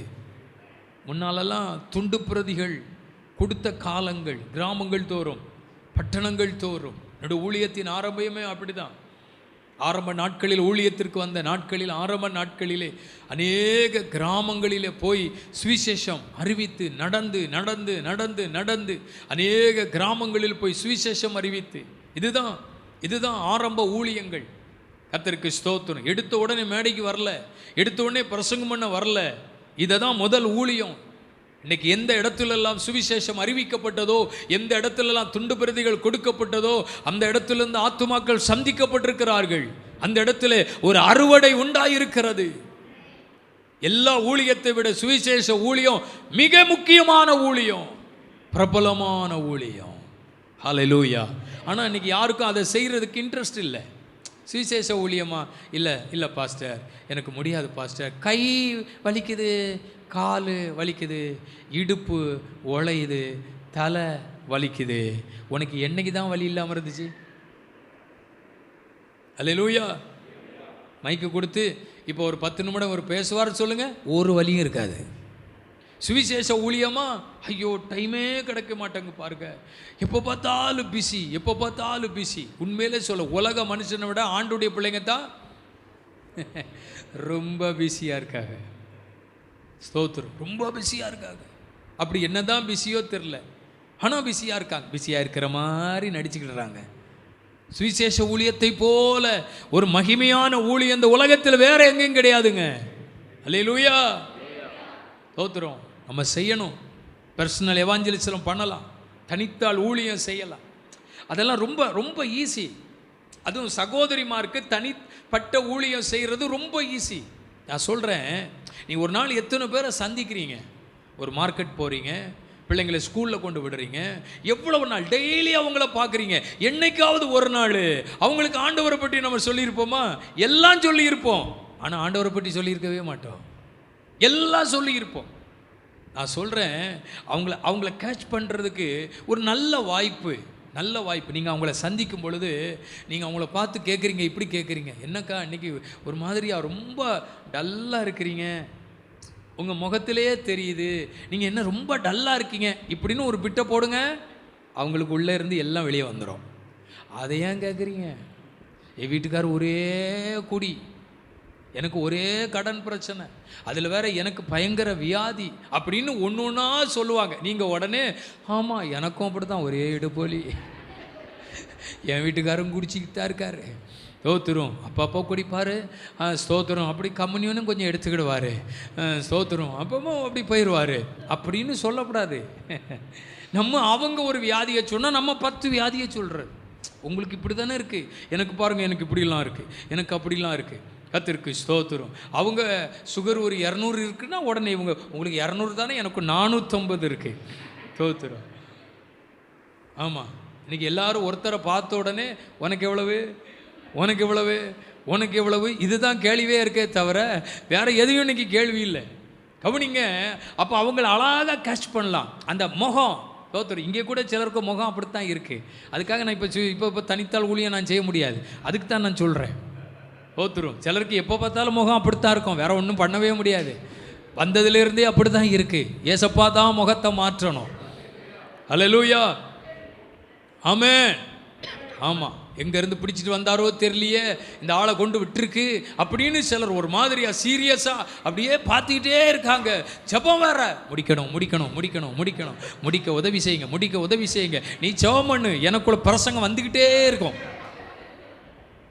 சிலர்லாம் இப்போ சபைக்குள்ளே வந்துட்டாங்கன்னா ஐயோ ஸ்தோத்திரம், முகத்தை பார்த்தா பாட்டு வராது, ஸ்தோத்திரம், சங்கீதம் வராது, பிரசங்கம் கேட்குறதே இல்லை. கேட்டால் தானே, கேட்குறதே இல்லை.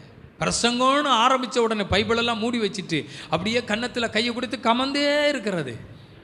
இப்போ எப்படி வசனம் உள்ள கிரியை செய்யும்? நம்ம முகமே இப்படி இருந்தால் அடுத்தவங்க முகமே எப்படி மாற்ற முடியும்? ஒரு நல்ல வழிங்க, அவங்க சொல்லும்போது பயப்படாதீங்க, கலங்காதீங்க, ஆண்டவர் அற்புதம் செய்வார். என் வாழ்க்கையில் அப்படி இருந்துச்சு. ஆமென். நான் அந்த சர்ச்சுக்கு போனேன், இந்த பாஸ்டர் எனக்காக ஜெபம் பண்ணார், அவங்க பிரசங்கத்தை கேட்டேன், எனக்குள்ளே ஒரு மாற்றம் வந்துச்சு, என் வீட்டுக்குள்ளே ஒரு மாற்றம் வந்துச்சு. நீங்கள் வேணா ஒரு நாள் ஏன் கூட வந்து பாருங்கள். இல்லை இவ்வளவு தூரம் எனக்கு வர முடியாது, பரவாயில்லை, நான் ஆட்டோவில் தான் போவேன், போகும்போது உங்களை என்ன செய்கிறேன், கூட்டிகிட்டு போகிறேன். இல்லை நான் பைக்கில் தான் போவேன், நீங்கள் வேணா பின்னால் உட்காந்துக்கிடுங்க, நீ ஏற்றி சாக்கடையில் கொண்டு விட்டுறக்கூடாது, கரெக்டாக சபையில் கொண்டு விடணும். அல்லேலூயா, கர்த்தருக்கு ஸ்தோத்திரம். ஆண்டவர் நல்லவர். எவ்வளோ அழகாக ஊழியம் செய்கிறதுக்கு வாய்ப்பு இருக்குது. எப்போ பார்த்தாலும் எனக்கு பலவீனம், எனக்கு பலவீனம், எனக்கு உட்கார்ந்தா எழும்ப முடியல, எழும்புனா உட்கார முடியல. ஸ்தோத்திரம். இப்போ கொஞ்சம் நேரத்தில் தெரியும். ஸ்தோத்திரம். உட்கார்ந்தா எழும்ப முடியல, எழும்புனா உட்கார முடியல. கர்த்தருக்கு ஸ்தோத்திரம். இப்போ தெரியும், இப்போ கொஞ்சம் பேருக்கு தெரியும் பாருங்கள். நானே இப்படி இருக்கிறேன், என்னை கொண்டு நடக்கிறதே பெரிய காரியமாக இருக்குது, இதில் வேற 4 பேருக்கு சுவிசேஷமா, இதில் 4 பேருக்கு சுகமளிக்கிற வல்லமையா, எங்கப்பா செய்கிறது, எங்கப்பா செய்கிறது. ஸ்தோத்திரம். ஆண்டவர் எடுக்க மாட்டாரா, ஆண்டவர் என்ன எடுத்துக்க மாட்டாரான்னு சோமனி நான் உட்காந்துக்கிட்டு இருக்கேன். உண்மையிலே சொல்கிறேன், நீ சீக்கிரம் போவே மாட்ட, இப்போ நீ போவே மாட்ட, நீ கொஞ்சம் பேரை சாகடிக்காமல் நீ போவே மாட்ட. அல்லேலூயா. ஆண்டவர் நல்லவர். சொல்லுங்க ஆமென். செய்யணும் ஆண்டவருக்காக, ஆண்டவருக்கு ஏதாயிலும் செய்யணும். ஆமென். ஒன்றுமே தெரியலையா, சபையில் வந்து ஜெபம் பண்ணு, டெய்லி 1 மணி நேரம் வந்து சபைக்காக ஜெபம் பண்ணு. ஆமென் சொல்லுங்க. ஜெபம்லாம் பண்ண முடியாது பாஸ்டர், பரவாயில்லை, ஊழியத்துக்கு கொடுத்துரு, செய்கிறவங்களாவது செய்யட்டும். இல்லை ஜெபமும் பண்ண முடியாது, ஊழியத்துக்கும் கொடுக்க முடியாது, அப்போ நீ நரகத்துக்கு போ. ஒன்றுமே செய்யலைன்னா என்ன பிரயோஜனங்க? ஒன்று ஜெபம் பண்ணு, இல்லை ஊழியத்துக்கு கொடு, இல்லை ஊழியத்துக்கு சேர்ந்தாவது என்ன செய், ஒரு 10 பேரோட நீ ஒரு 11 ஆளாவது என்ன செய், போ.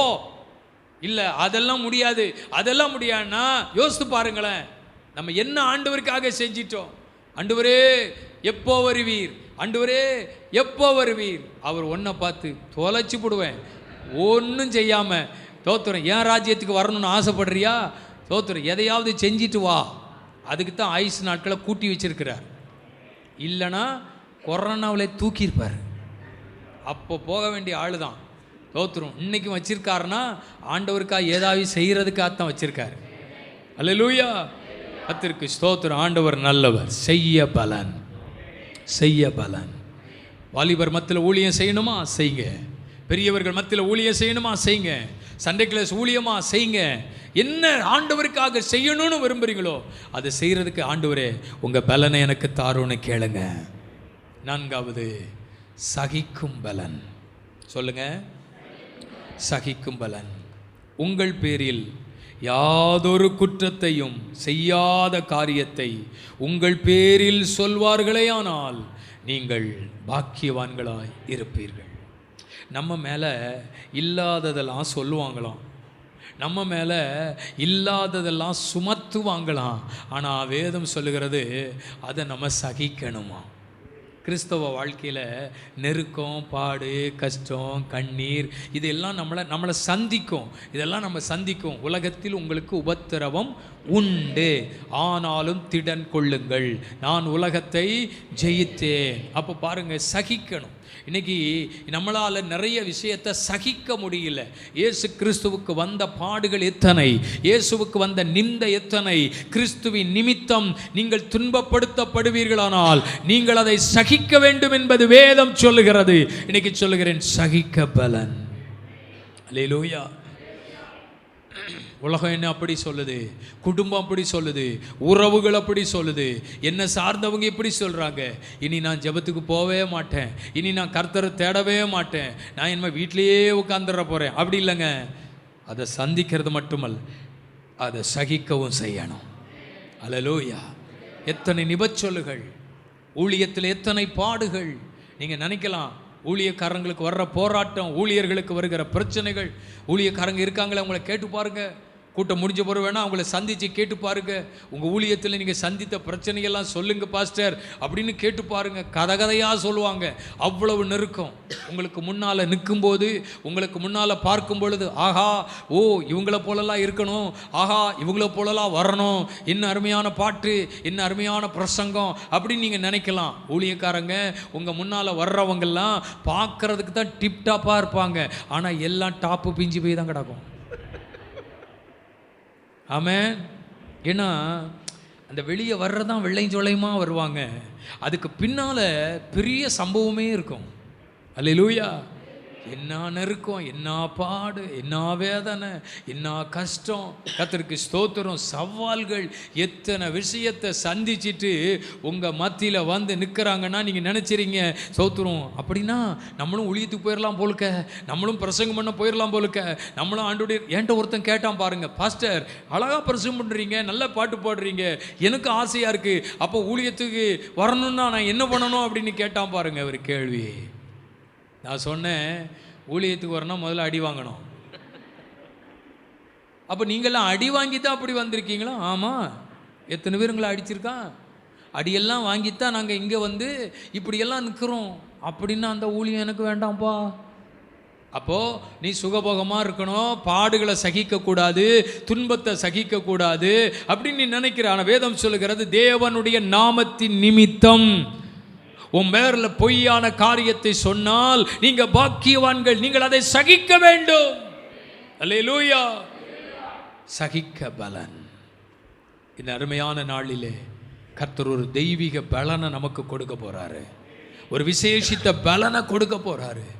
தேவன் கொடுக்கிற பலன் சந்திக்கும் பலன், தேவன் கொடுக்கும் பலன் சாதிக்கும் பலன், தேவன் கொடுக்கும் பலன் சகலவற்றையும் செய்ய வைக்கும் பலன், தேவன் கொடுக்கும் பலன் சகிக்கும் பலன். எதை மறந்தாலும் இந்த 4 பாயிண்டை நீ உயிரோடு இருக்கும் நாள் அளவும் நீ மறக்கவே மாட்டாய். ஏன்னா உன் தூக்கத்திலையும் அந்த உன் காதுக்குள்ளே போய்கிட்டே தான் இருக்கு, மறக்கவே மாட்டீங்க. அல்லேலூயா.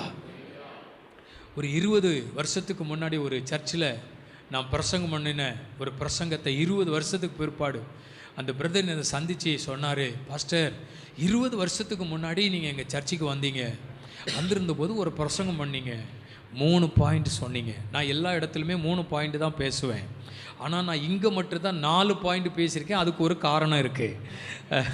தோத்துறோம், ஆண்டவர் நல்ல, நான் முதல்ல சொன்னது மாதிரி தோத்துறோம். அப்போது அந்த 3 பாயிண்ட் அவர் சொல்லி அதுக்கு இடையில சில சம்பவங்களை சொல்லியிருப்பேன் பாருங்கள், அதுவும் கரெக்டாக அவர் சொல்கிறாரு. அவர் சொல்கிறாரு, கரெக்டாக இத்தனாவது வருஷத்தில் இந்த மாதத்தில் நீங்கள் எங்கள் சர்ச்சுக்கு வந்தபோது இப்படி ஒரு பிரசங்கம் பண்ணீங்க, எனக்கு இன்னைக்கும் மறக்கலை அப்படின்னு சொன்னார் பாருங்கள். நான் கூட மறந்துட்டேன். ஏன்னா நம்ம டெய்லி பிரசங்கம் பண்ணுறோம், டெய்லி நம்ம ஊழியம் செய்கிறோம். காலையில் ஒரு பிரசங்கம், சாயங்காலம் ஒரு பிரசங்கம், ஞாயிற்றுக்கிழமை 3 பிரசங்கம். தோத்துறோம், நமக்கு பாருங்கள் மறந்து போகுது. அதனால் இந்த செய்தியை நீங்கள் ஒரு நாள் என்ன செய்ய முடியாது. நீங்கள் மறந்தீங்க அப்படின்னா நீங்கள் ஆண்டோடைய பிள்ளைகளே இல்லை. ஒரு சின்ன பிள்ளைக்கு சொல்லி கொடுக்குற மாதிரி அருமையான வார்த்தையை ஆவியானவர் உங்களோட பேசியிருக்கிறார். திரும்ப ரிப்பீட் பண்ணுங்க. தேவ வல்லமை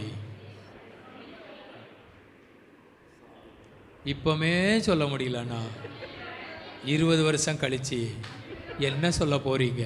யோ உங்களை பார்த்ததே இல்லையா அப்படி தான் சொல்ல போகிறீங்க. நான் அறியேன். சொல்லுங்க மறுபடியும்.